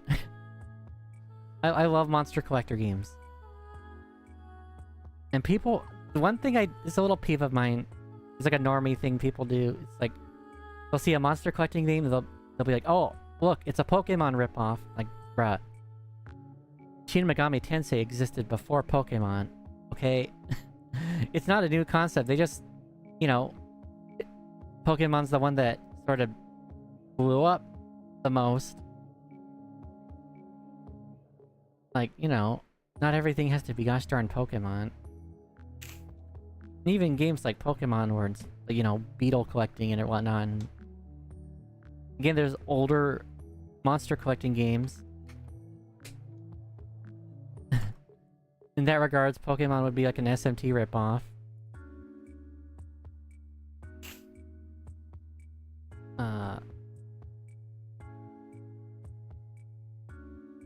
Like SMT is one of them.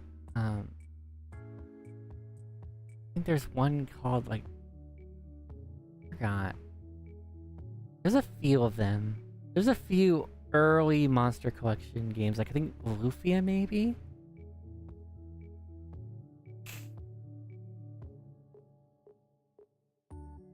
I think a boy... Was a boy on his blob? Was that... I think a boy on his blob is another one.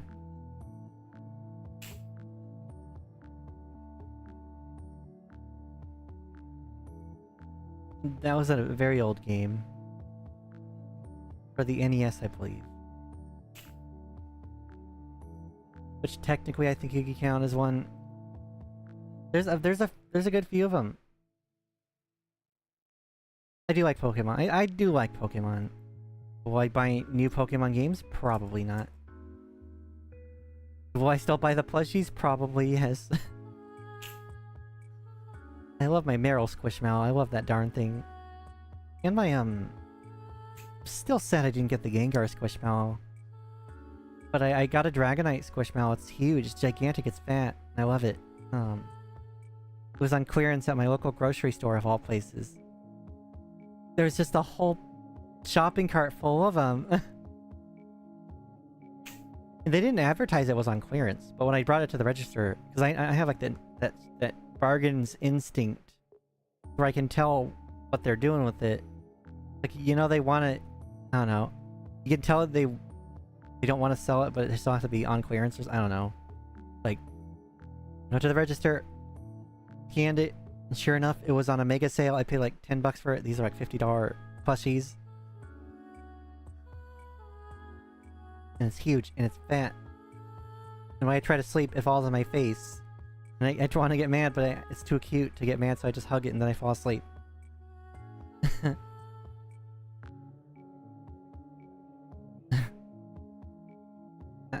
I don't know. I don't know. Pokemon is still fun. I got like a weird advent calendar last year for Pokemon at Ross. It was like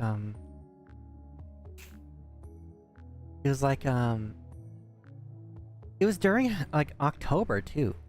It was up like a Halloween advent calendar where it would have like a few like Halloween themed every day would have like a Halloween themed either like little cutout decoration like made of paper, which who cares, but it was like literally have just like little figures of them that are Halloween themed. Like the Squirtle is so cute because it has like a little, just has like a little jack-o'-lantern pail. He's really happy.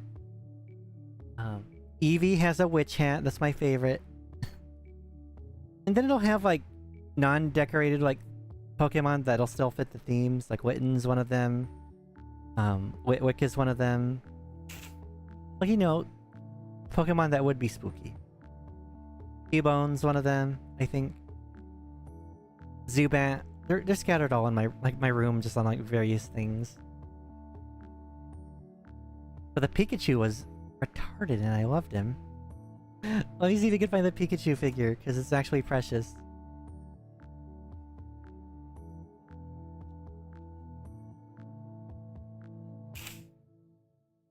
Oh my god, I should not have googled Halloween Pikachu. I should not have googled it, there's so many cute ones. But I found the figure. This is one of the figures in the advent calendar. The Halloween advent calendar. Look at this goober. Look at this goober. It's precious. It's so cute. I love it so much.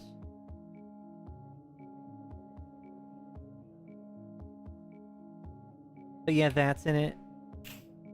Him Babbo. What others are there?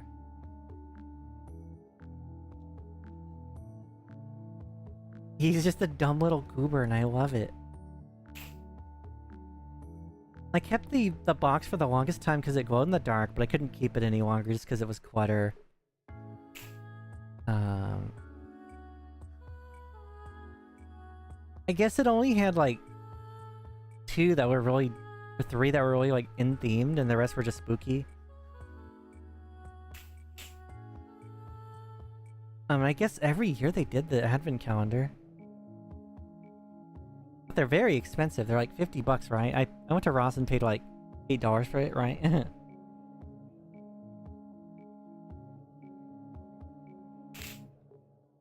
Like, there's Cubone, there's Mimikyu, Wick, Witten, Zubat, and then you got the 3 Halloween themed. That's behind those eyes. He just looks like a dumb goober. I love it so much. Here we go. And here's the full thing. This is what I got. And all that green did glow in the dark. The package did glow in the dark, so I wish I could keep it, but I just can't keep cardboard like that, so I did eventually toss it, I believe. But yeah, they have a weird, like, coating on them. It's like a bluish, like, metallic coating, and I love that. I guess it gives it, like, a ghostly aura on each figure. That's cute. Super cute. And you can see the cutouts, like the cutout pieces you get.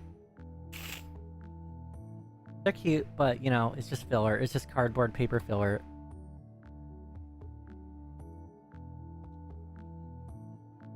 There we go. But yeah, I do like my Pokemon. I'm still upset with Pal World, though. I'm really so mad. And guess what, chat? The thing they had to remove was yet another thing that Pal World did before Nintendo filed the patent. I hope they win. I hope Pocket Pair wins. I don't know. There's just so much stupidity with gaming these days. Oh no.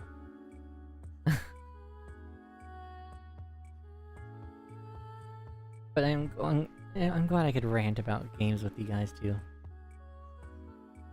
I'm glad I could go on like a full tangent, I guess.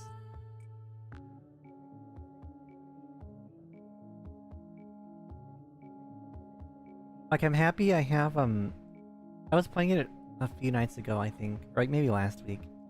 Is San Andreas. I'm happy I have the original, like, collection on Steam. Because they removed it.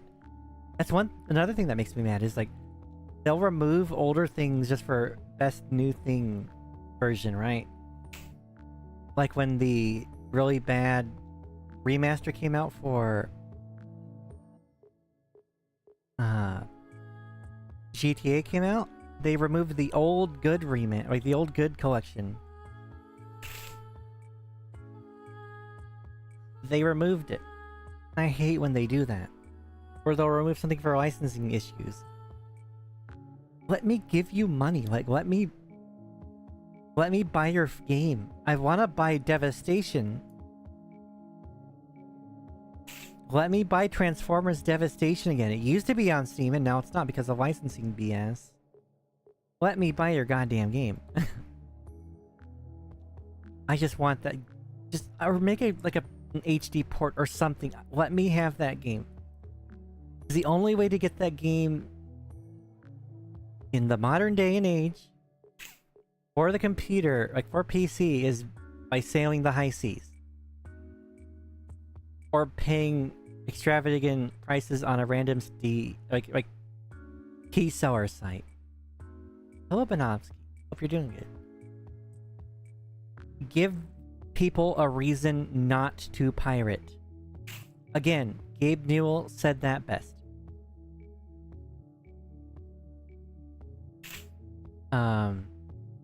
Gabe Newell said piracy is almost always a service problem and not a pricing problem. And I mean, now it's leading into pricing, but are we trying not to pirate? No, I'm just ranting about games and how the practices now are stupid. How certain dumb things, like, I can't play, like, people can't buy Transformers Devastation on Steam. They can't buy it for PC without paying extravagant key prices. And the best way for people, or unfortunately the only way people are going to try to get that game, is through sailing the high seas. And that's... piracy's almost always a service problem, Gabe Newell said, not a pricing problem. But unfortunately now it is sort of leaning into pricing problems. I'm not paying $80 for a goddamn video game. That's just not out of the question. I didn't even pay $60. Are they crazy? I'm not paying... No. I'm not doing it. I'm not doing it.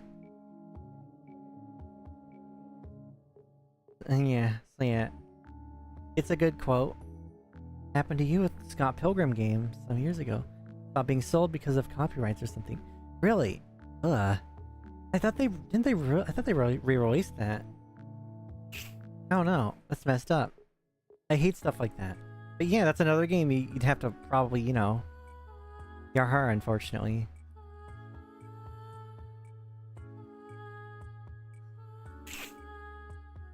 I do see one Scott Pilgrim game right now on Steam for like $4.94. I don't know if that's the game. It's like an arcade-ish looking game. It got a re-release, but a few years it went down. Ugh. I know Alice Madness Returns happened to it too.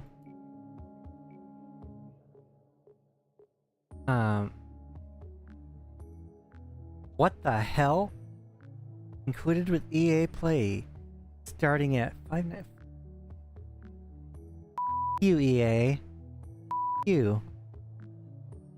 I hate seeing that on Steam. I hate seeing the thing on Steam. It's like, oh, select a subscription for this game. Of course you could buy it on its own normally, but still. I hate modern gaming sometimes, I really do. And the more PS1 games I play that are just golden, the angrier I get. The tired I get, the more tired of it I get. Yeah. Sick of it. And then you have like these really bad slop games, right? Like Skull and Bones, Anthem, Concord. There's so many you could just name off the top of your head, right? Like Avengers, Suicide Squad, stuff like that, right? Unfortunately, just okay being being just okay isn't going to save Ubisoft with shadows. and then you'll see people be like, oh, this game didn't do well because of misogyny or sexism or racism. No, the game is just crap. It has nothing to do with either, like, any of that. And when a game is good, they'll be like, oh, racists must play this game. No, that's not how it is. That's not how it is. Like, I hate to tell it to those people. No, I don't. But, I really liked Hogwarts Legacy. I thought it was a pretty fun game. Me being me, I'm gonna go tell you, play what you like, enjoy what you like, and don't listen to morons on the internet. If you like a game and enjoy a game, play it. Don't let people shame you for it.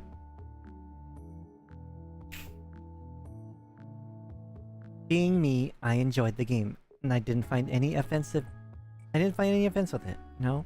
Like, I don't... Who the hell cares?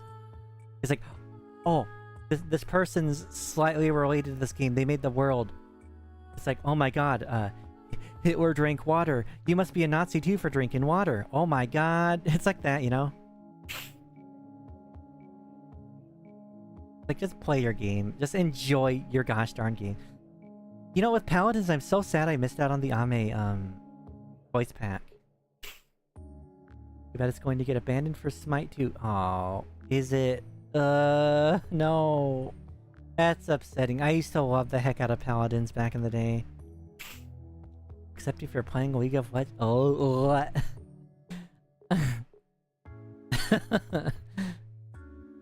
League is... The Jannies of League are especially bad too. Because even if you reply to someone saying stuff at you, they'll ban you. It's so toxic. It's so toxic. The thing, I never got mad at League, right? I was one of those people that would just be like, oh yeah, this is a game, I'm playing it. I'm mid-laning a Kali, Then again, when you're one of the most annoying shits possible in the game, it's hard to get mad. You know who my main was, chat? It was Zoe. My main was Zoe, I was a mid-laner. And Zoe's job is to be as annoying as humanly possible to the enemy. And I succeeded with that. I very much succeeded with that. Ray, the bunny healer, was your favorite in Paladins. Ray. Might have been a newer character. Let me see. Let me see. Oh, she's adorable. Yeah, that's a new character for sure. That's absolutely adorable. When did I stop? Forgot what new characters there were when I stopped.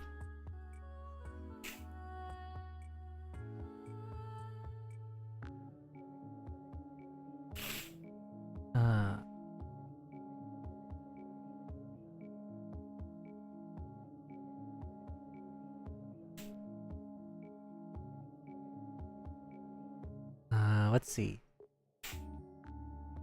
I'll check the champions.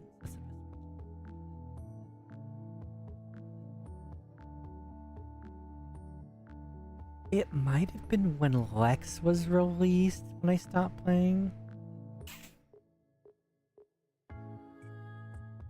I can't remember. Or maybe it was Leon. I can't remember.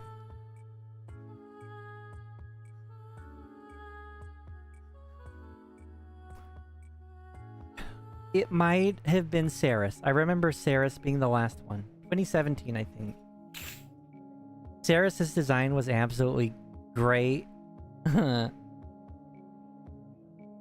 a peak design. Hey Pomp, hope you're doing good. Just yapping a bit. But yeah, I did play a good bit of Paladins back in the day. And I'm very sad I missed out on the Ame DLC, or the Ame voice pack for that game. Man. Seeing the then and now of Hololive is so depressing sometimes. Like, especially that's like the Gura thing. But a lot of... That's why the Gura graduating is just so depressing. I know she's coming back, or allegedly. With Sabu Sabu, apparently. Maybe, I think. I think that's her. A lot of people are saying it's her. I know, like, some PLing is good, and like especially with like these corporate agencies that graduate, it's always good to like get the word out who they are. But it's like it's the then and now that hurts the most. That's like what it used to be, and seeing them graduate now. What do you want, Yagoober? Come here, kitty. I can't want to love. Hold on, chat. 1 second.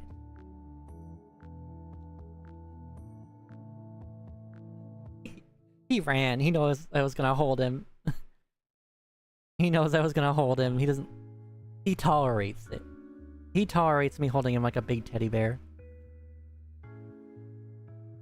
3 of your favorites from Hollow. 2 of them the same... I'm gonna crash out so freaking hard if Bae graduates. That's my Hollow Oshi. I love the rant so much.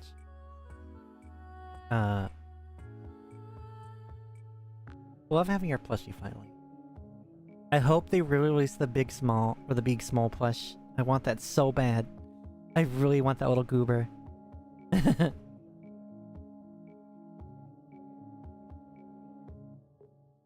Yeah, Noel came up to me all lovey-dovey because he wanted attention. Then I go to hold him and he just runs. He knows. The thing is, he'll purr. He'll purr when I like hold him too, like baby him.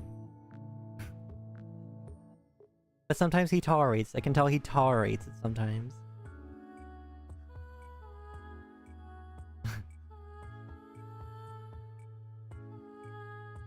Hold on. I said hold on, chat, and he knew. He ran immediately. Today, Watame retires. A piece of your soul will disappear. Kamiyoshi is so... Oh god. Yeah. Yeah. That's a big one. I feel like that's... Isn't that Piba's Kamiyoshi too? I think that's Piba's Kamiyoshi. It's like, yeah. Oh god. I cannot handle these anymore, chat. And I don't know if it's over. I feel bad for like, what do you call it? Gen 2. I feel so bad for them. In Gen 1. Like, who's left at Gen 1 now? Ugh. Is it just like 2 people left? Let me see. Could be 3.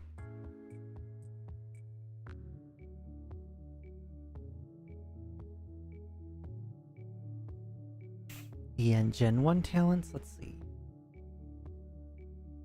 Oh my god. It's just Kiara and Ino left. It's so sad. And then Gen 2. There's a few. Crony's still there, I believe, and Iris, and of course Bae. Yeah, how IVN? English. It's just Mori and Ina and Kiara left, right? Ura's gone. And so is Ame. Chat, speaking of Mori, I was like half asleep, right? I was half asleep, so I washed out my Mori waifu cup. I accidentally used the scouring side of the sponge on the inside, so it's all scratched up on the inside. Not on the outside though, but still, like, you could very prominently see the scratches. It's not like I can get a replacement. It's still fine. You can't really see it with the liquid in it. But still, this is like my favorite waifu cup. My favorite waifu cup. Such a nice cup. Because her eyes are colored, chat. Like, her eyes are red defaultly, like no matter what. A lot of gamer subs, the eyes get colored with a whatever liquid, but they chose to have her with the eyes being the normal pinkish reddish color. And here it's very like dark pink, right?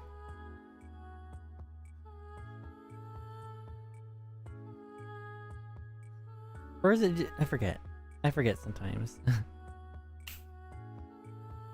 But I love this cup, especially because I have the Bay ice cubes. So to put like the Bay ice cubes in the Mori cup is just fun, right? I drink. It's like I'm melting my Oshi in gamer liquid. It's just fun. It's fun to have like Chuba ice cubes in a Chuba cup. And you could put like blowhole blast or something and just drink Chuba juice, I guess.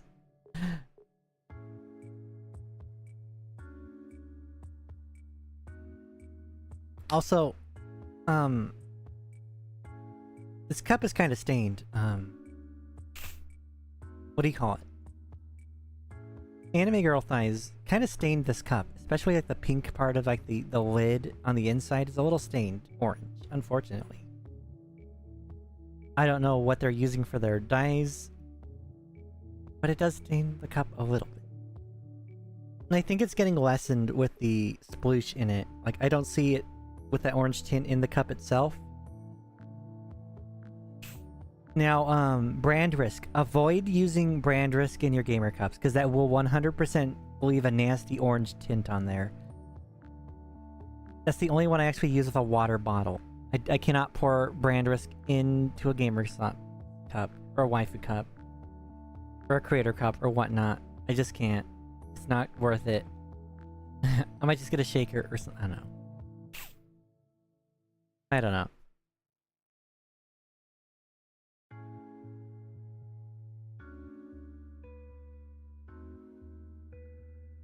It's that bad. It's that bad. Brand risk. Avoid brand risk with actual gamer subs products. It 100% will stain it. Unfortunately. Brand risk is really good too. And the art on the samplers is very spicy.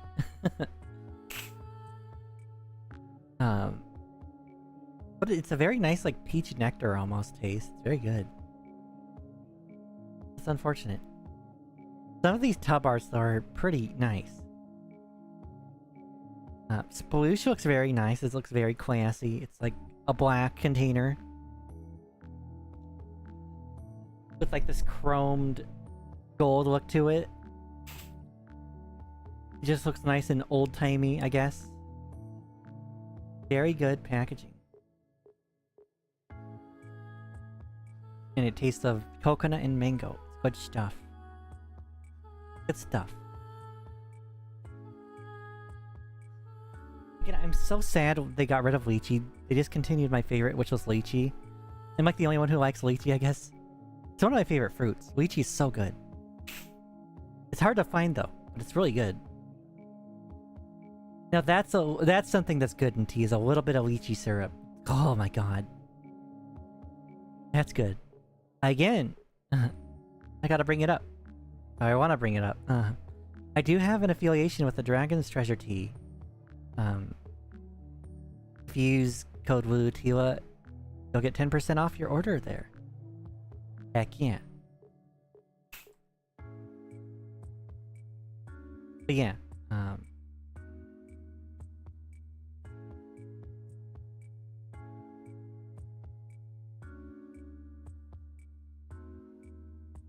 what is PayPal sending? Okay.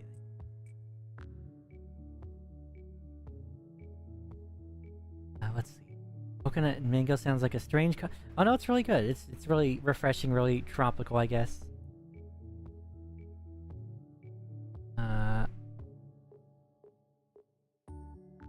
What did I want to do? I want to do something.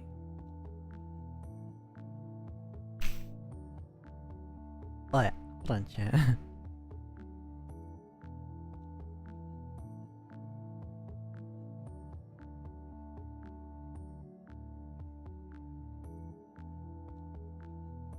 Oh, 1 second. 1 second. I'm gonna pin it. I want to pin it. I feel like pinning it. There you go. I have to pin it. 1 second. 1 second. 1 second. There. Heck yeah. Heck yeah. Again, this was a goal. I'm happy I got a T sponsorship. That's a freaking goal right there. It's so early. God bless you, T-Man. Thank you once again. And hopefully one day, somehow, somewhere, some way, I can have my own tea brand or tea flavor of... Not sure where or how, but I want to do that. I do have a few goals. They're kind of big goals. That's one of them. Getting a tea sponsorship was one of them, and I hit that one. Thank God, somehow. Thank God. Another sponsored... Or not sponsorship. Well, it is. I do want a waifu cup eventually. That's going to be a hard one to get. If I can even ever make it. But I can aspire, right? And then a plushie. I want a plushie. That's a huge goal right there. Plushie. And not just a plushie of me. A plushie of Mocha right here. I want a plushie of Mocha. The removable hoodie. I can probably have an entire stream just talking about my lore. The autistic backstory I have for my mascot. Because he's an omnipotent Pomeranian. That loved to go through time and space until the time police found him trying to destroy the Geneva Convention before it could, you know, happen. So they castrated him and threw him in time prison. He broke out, and then he made gerbils and voles sentient in his universe. Then the gerbils and voles went to war. I have a lot of dumb lore about this little goober right here. A lot of war. Or, war and war. He does war crimes. But, in his universe, he is the CEO of both Arby's and Pringles. If I ever somehow made like an IP with him, I would have to change it to like Schwarpies and Crinkles or something, I don't know. But I do want to expand on this little goober somehow, some way, somewhere. And a plush is one good way. I do want a plush of him, badly. Maybe a keychain or something, I don't know. I do want to get merch eventually. But I know right now where I am, it's not good for me to even think about that. You know, I'm still a small chew, but I'm getting there. I'm growing a little. Heck yeah, I'm getting very close to monetization. That's a blessing. It's just scary. Like when I get there, I'm gonna be so terrified of when I apply, right? Because I've heard of people getting denied for the stupidest reasons.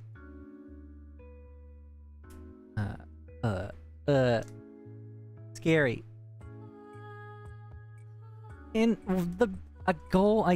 a reason I do want to get, like, you know, up there in numbers is because I really want to highlight these games, right? The games I play. I want to show them to the world. Because there's a lot of hidden gems out there that you don't see. And I need the world to see them, you know? Trying to spread the PS1 gospel here. And there's so many, like, especially Community Palm.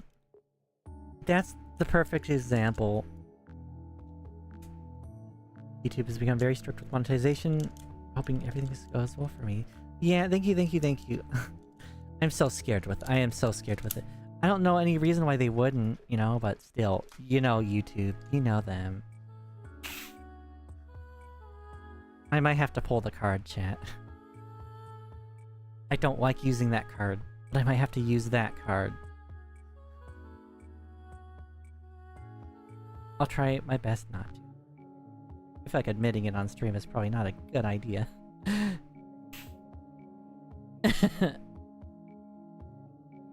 But you know what I mean.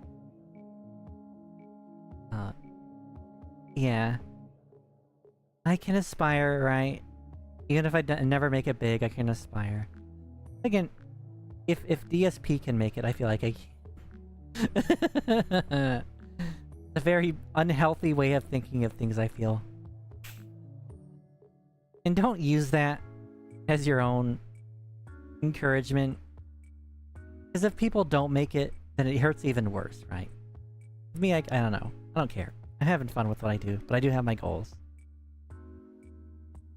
If I make it, heck yeah. If I don't, well, if I can still have fun doing what I do, I'll still do what I do. Well, heck yeah. And you guys, your support has been just so heartfelt to me, so thank you always. I appreciate it so much. I can't even put it into words. The Twitter support recently, I cannot fathom to put into words. I'm just really happy to be accepted. Being who I am, right? I'm happy people give me a chance. Especially because I've been more open, right? And people seem to appreciate me being more open, right? And, you know, not walking on eggshells a bit. I can't go too based, right? I can't go full Terry Davis, of course not. Rest in peace, Terry. You're a legend.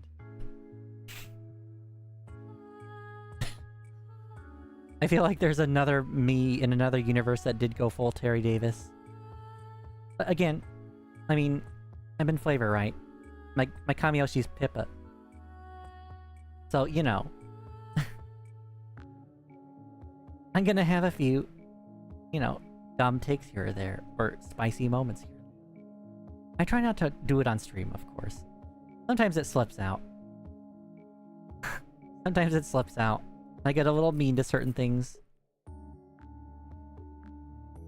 Like playing Threads of Fate, seeing a really stupid, adorable, fat salamander and going, look at this fat little retard. Because he was a precious little retarded goober and I love it. It's retarded and I love it. I feel like that's my catchphrase.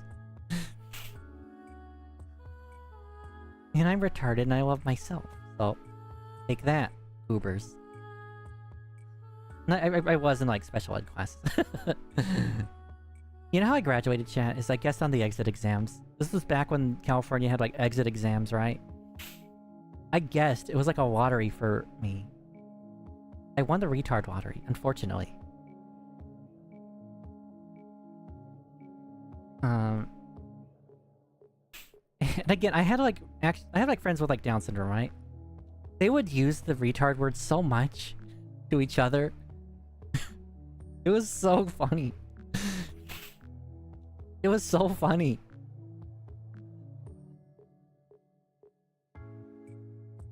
Those guys were such like chill bros though. Like, man, I kind of... So there's some things about high school I do kind of miss. But then, as a whole, I kind of hated high school. I hated school, period. Especially middle school.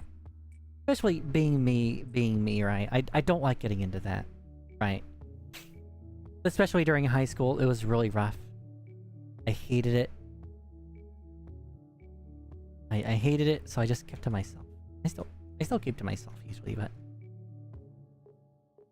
I feel like most Chubas are introverted. You know. You know. This is the first time I fully feel like I could just yap and yap and yap, which is good. Very good. I don't know, chat. Hopefully, maybe one day I will make it. But if I have fun and I don't, that's that. But it's not, doesn't mean I'm not gonna try. But I do always have that nagging feeling in the back of my head. And probably most streamers do, maybe. It's like, the constant need to improve, right? Like, I don't know. The microphone thing, I feel like I have like really good microphone, right? Like, high-end YouTubers use it. This is the AT2020 from Audio-Technica. I don't know if I'm utilizing it correctly or not. Because I feel like their audio quality is way better. And I use good equipment, right? I use the OXLR. Like, that's how I get my beeps in, right? I don't know. Maybe it's my EQ. But EQ stuff, last time I tried it, I sounded like I came from an old-timey tinny radio. And I don't know the first thing or last thing about it. Audio setup is the most frustrating thing for me out of anything. Like, I remember making the Capipola's Trade Guild video. I had so much fun making that. My brain was just, like, working. My brain was just going at it. It took a while to do that, right? But I was enjoying doing that. I felt like building a model kit or something. The fulfillment I got out of that. Making it. But audio setup, holy crap. That thing is the most stressful thing to me. That's like my weakness right there. I hate it. But I don't know. I don't know if I want to upgrade later, you know? Like, especially being so small. Do I want to upgrade to a Shure SM7B? Because that's like one of the nice ones, right? No, I don't know if it'll help me. Because it's like it's a dynamic mic, right? It's like a directional pickup, right? Because the microphone I have now is a condenser, and that like will pick up the entire room. Better for singing, right?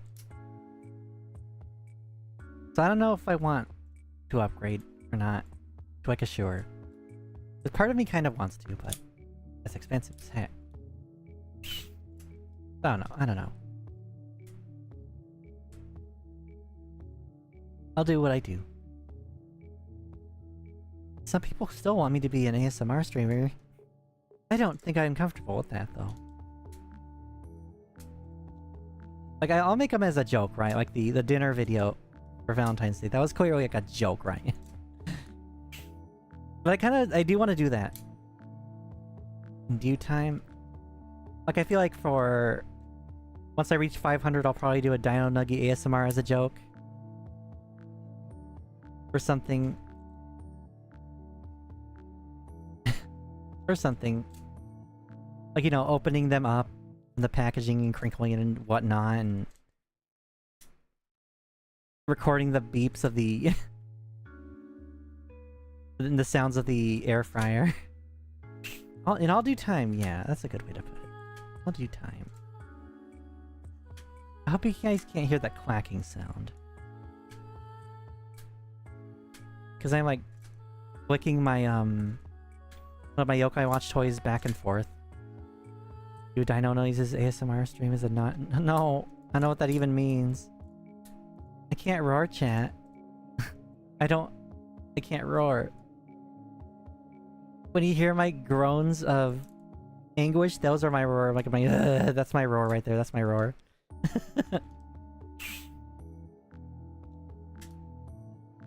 I think Pippa said something that along the lines of dinosaurs used to hiss instead of roar. I don't know how true that is.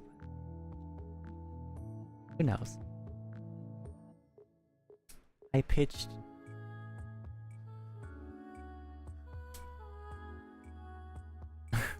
Screeches at the highest gain. I can't do it right now. I can't do the screech. I can't do the screech right now. I could usually do a screech, like a... or something. I can't do it right now. I like squeeze the air from the side of my cheek. But it sounds more like a pterodactyl screech. I don't want those bastards coming near me.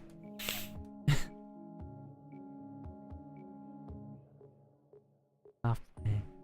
Let's prepare our dinner, shall we?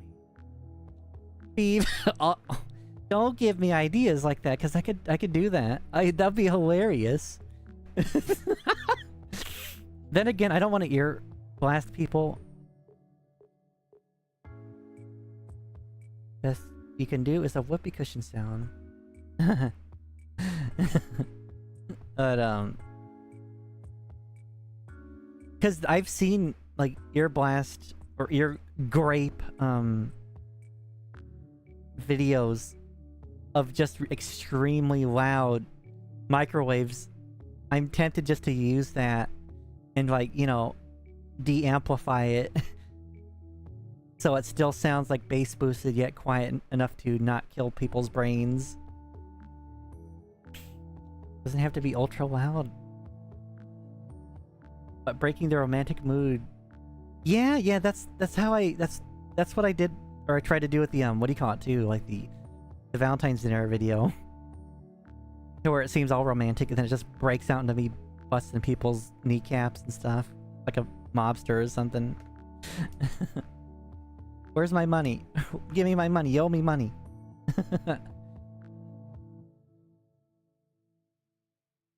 You still have one good working kneecap.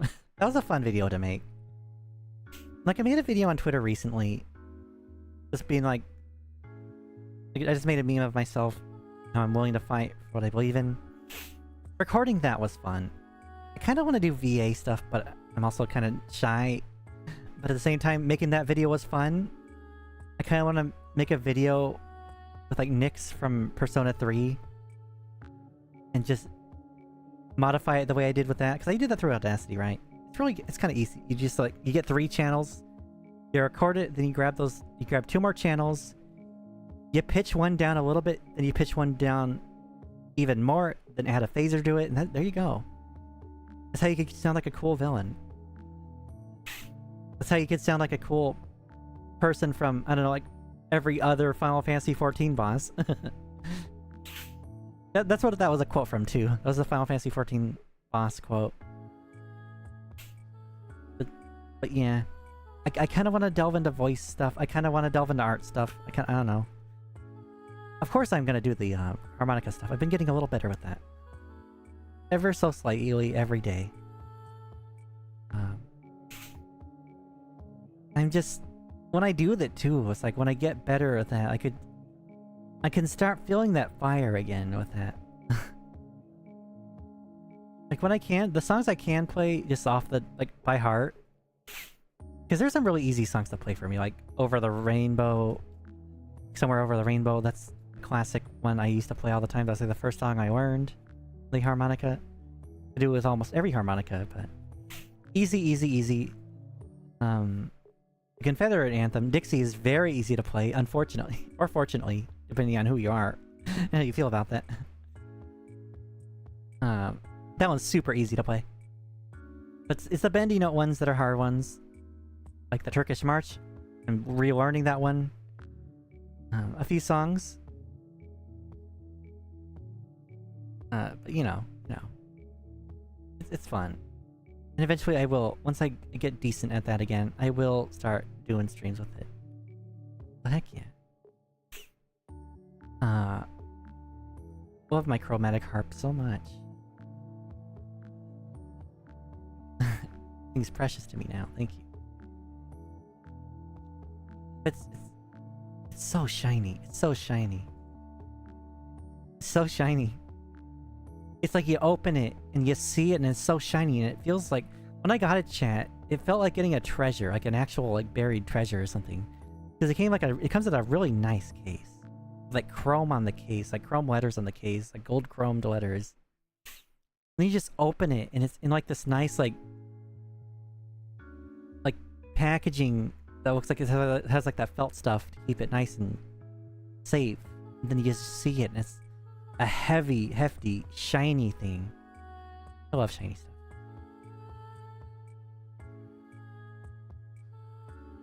But yeah, it's just so nice. I gotta tune one of the things though. I gotta tune one of the reeds. Some harmonicas, even the nice ones, just some reeds come a little goobered, but it's really easy to fix. It's just opening it up that's kind of annoying. There's like little washers you could lose and whatnot, you know. But I could still play it decently even with the reed being a little weird. But yeah. There's a little tool.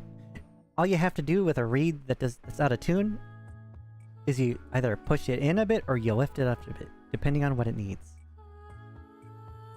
And some people will, like, they'll get a harmonica, right? And they'll, like, pull it out, deconstruct it, and, like, tune the reeds the way they really want to.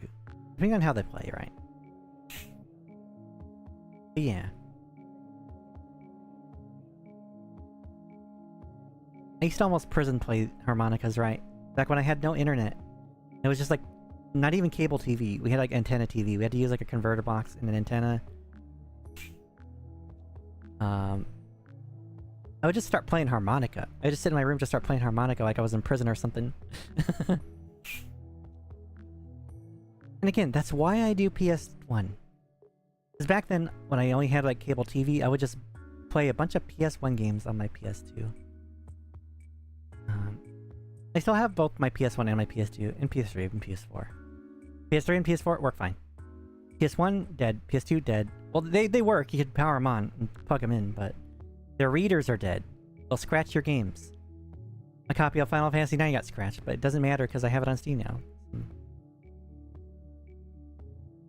Some weird things to think about, right? Harmonica streams, of course. Yeah, eventually. It'll take a while, like maybe next year, or maybe, I don't know. It's gonna take a while, but I promise you it is something I do want to do. And don't expect like jazzy or blues. I don't really do jazzy or blues. Especially with this chromatic. The reason it's I like chromatics the most is because of the slider bending the notes to sharpen them. Like, I could probably play a lot of Clair Obscur songs if I got really good at it. Like, classical music in... Well, it will work really good for jazz, though. But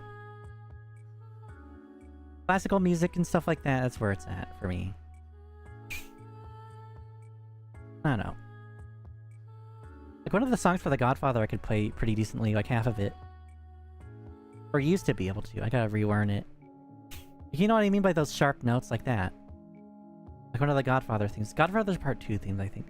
That's such a good movie. That's like one of my favorite movies of all time. RoboCop's one of my favorite movies of all time. Godfather Part 2. Dragon Force Harmonica. Oh god. That'll kill me. You want my lungs to pop? One of the rules I do know I can teach people with harmonica is you don't suck. People, when they get it, they want to suck it. You don't suck. That's how you suck. You breathe with it. The harmonica is part of you. You breathe with it. So you don't want to suck it when you draw air to make the notes. You want to breathe. You want to exhale or inhale. It's about inhaling and exhaling. You don't breathe with it. And it's the lips and everything that you want to orient in certain ways to breathe in one hole. You want to hit one note for most, like, you know. Depending on what songs you want to play, though, right? But the rule of thumb I like to begin with is you want to practice learning single notes. And it's going to be difficult for people. I'm getting the hang of it again, thankfully, just because I have used them so long.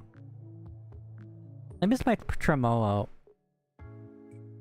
I have a Hohner tremolo, but the plating's gone, so I just played like the reed plates.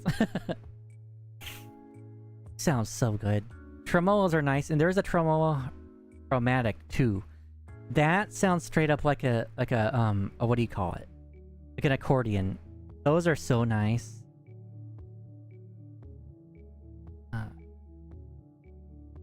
Look at the... Okay. Welcome in, welcome in.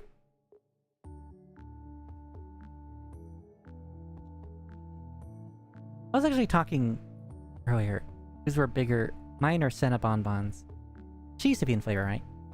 Apparently we're pretty much tied. It's funny. Or I heard she got a downgrade. Or not downgrade, like she downsized. That's a better way to put it. I don't know. Funny. Yeah, harmonicas. There's lots of different kinds. There's the diatonic, that's the regular one you see, like blues players playing. That's the one you'll usually see. Well, hello. Nice. That's a good friend of mine, then, who sent you. They're good people. It's nice to meet you, then. Heck yeah. But, there's diatonic. That's the regular one you see. Tremolo. They're very long.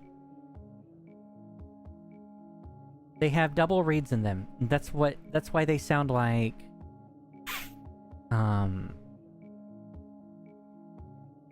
That's why they sound like, an accordion, right? And there's a chromatic. That's my go-to. It's got the slider button to sharpen notes. So, on top of the notes you already have, inhaling and exhaling, you got the slider button notes, too. And then you inhale and exhale with those. That's a lot of notes. Like, the one I have now is, 16 holes, right? I believe it's around like 64 notes it hits because of that.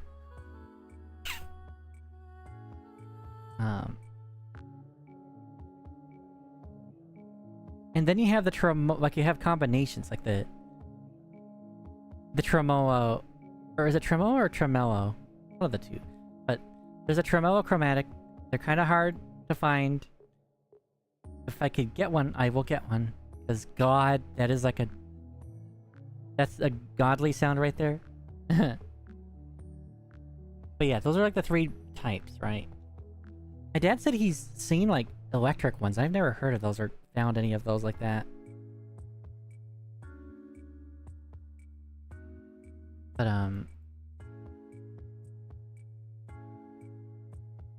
no, no, glass harmonica. Oh, those are neat. Yeah, Suzuki has a tremolo, but it's frick all expensive. It looks like a goddamn piano itself too. But gosh, is that thing not precious? If I do make it big, I will definitely get one of those. Because that's like, you know, those are very expensive. Those are like 500 upwards. I think Suzuki is the only one that... Only, like, maybe like the only person who makes it. That thing comes with like a leather case and stuff.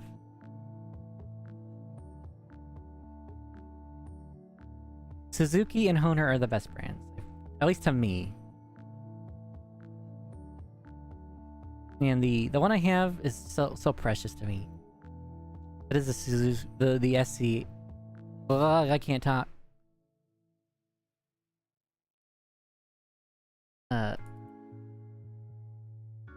It is the SCX 64. I think it's precious. You hear harmonica and think of Plankton having to run a lot to play then. Oh my god. I remember that. The glass harmonicas are neat.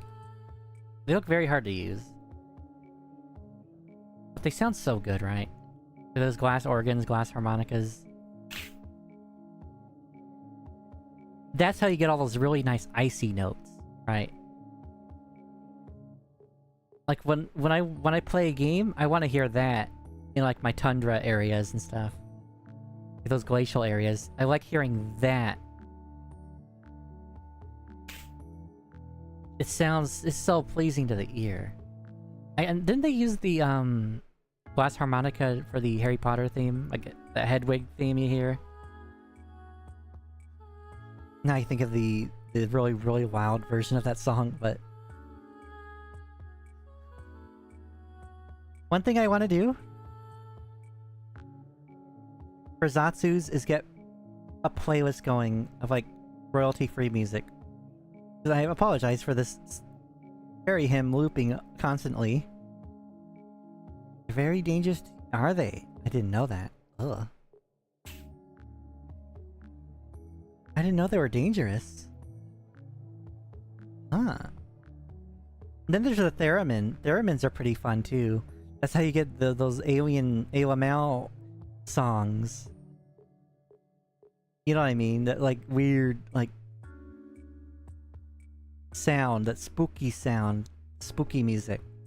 That's how you get that, is through a theremin. Theremins look really hard to do.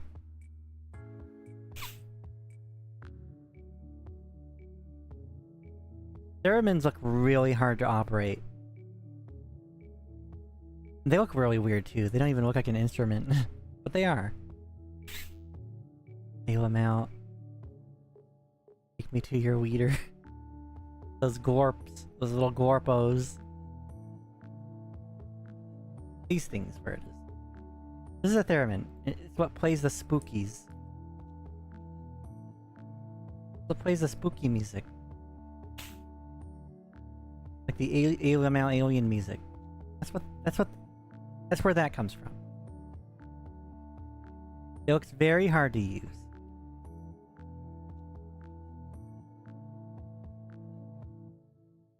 Oh my gosh, it's been 3 hours and 40 minutes pretty much. Things are cool.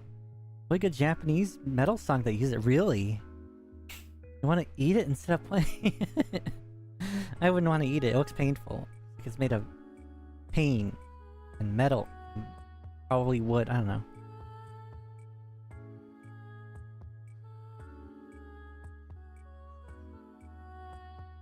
What the hell, Pippa? I accidentally clicked on YouTube's, what do you call it? Just my home feed, and it just says... Pippa's videos just... Am I the a-hole for beating a child in public park for scaring the birds away? Oh my god. Oh my god, Hyphonics is still Omegle trolling. How the hell? I thought Omegle died. What's he doing? How have you heard of Hyphonics? That's like slop I love to freaking watch, is Omegle trolling, especially his videos. He's like a bald guy with a mustache. And he owns it. And what he does is, he used to go on Omegle, and I guess he finds alternatives probably now, but he gets two of them together and pairs them with each other to make it look like a normal, just Omegle chat thing. And then he'll pop out in the dark, and he'll just show his face for a split second. Either him like crawling or doing something creepy or making the shushing face, or like pose with his hand, whatnot. He does it for a split second to make the other person look like a schizo, and it's hilarious. Go hardcore and get a dinosaur. Kangling. I don't know what that is. Wait, I Google it.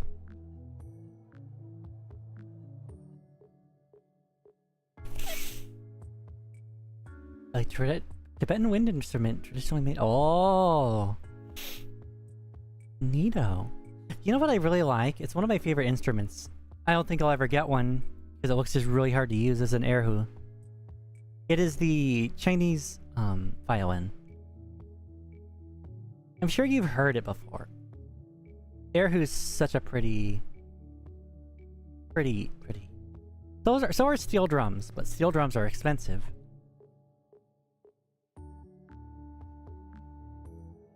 Steel drums are expensive.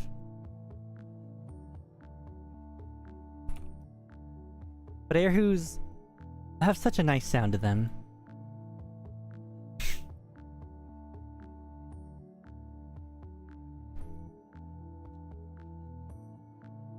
But yeah.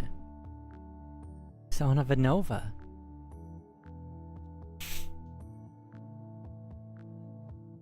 Oh, look at that. Yamaha makes them. That's a neat looking thing. What is that? It looks like a magical wizard wand, but really high tech. I like the way it looks. Got a saxophone-like sound. Very ethereal sounding. Oh, yeah. Miss it, you sold it for... Oh. I'm so sorry. Oh. Okay. I ain't judging.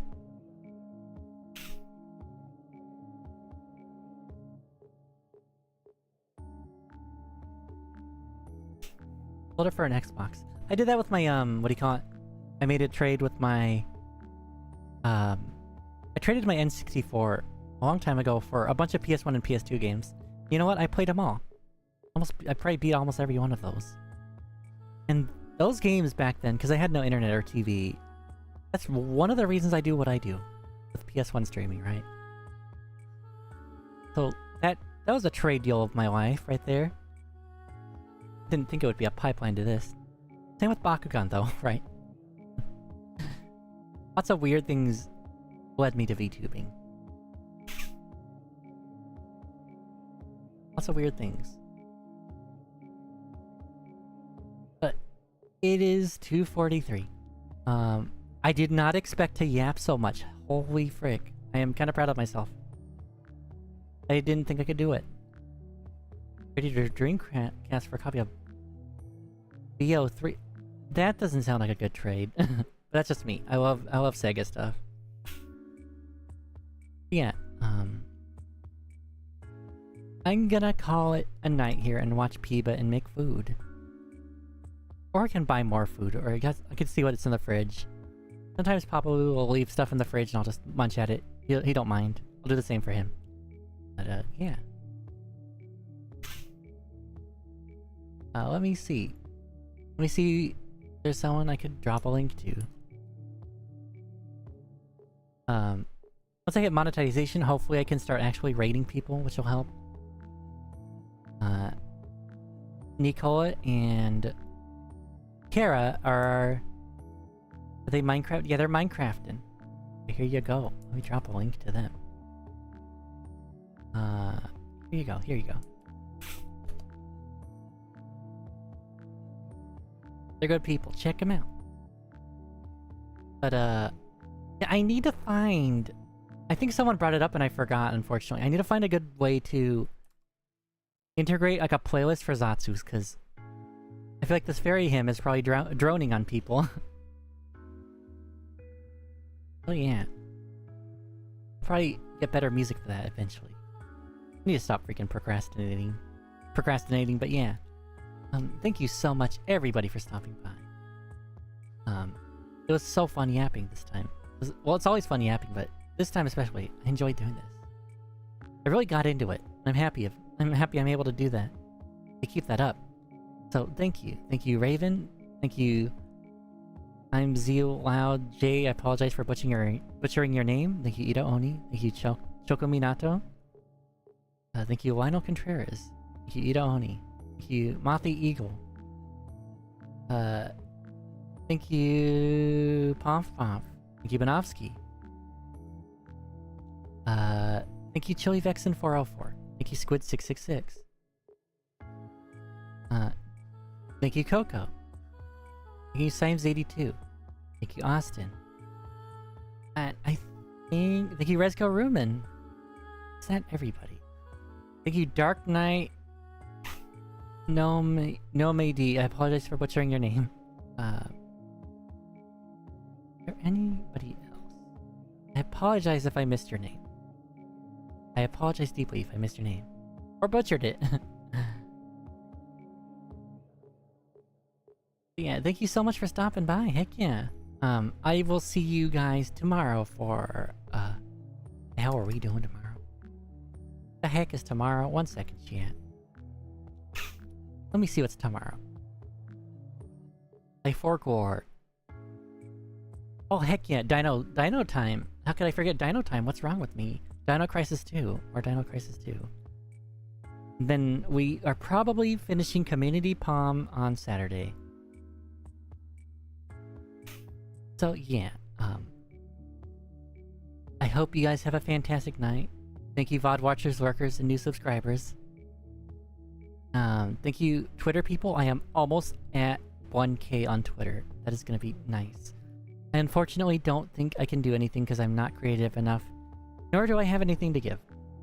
So, I apologize. So that being said, I hope you all have a fantastic night.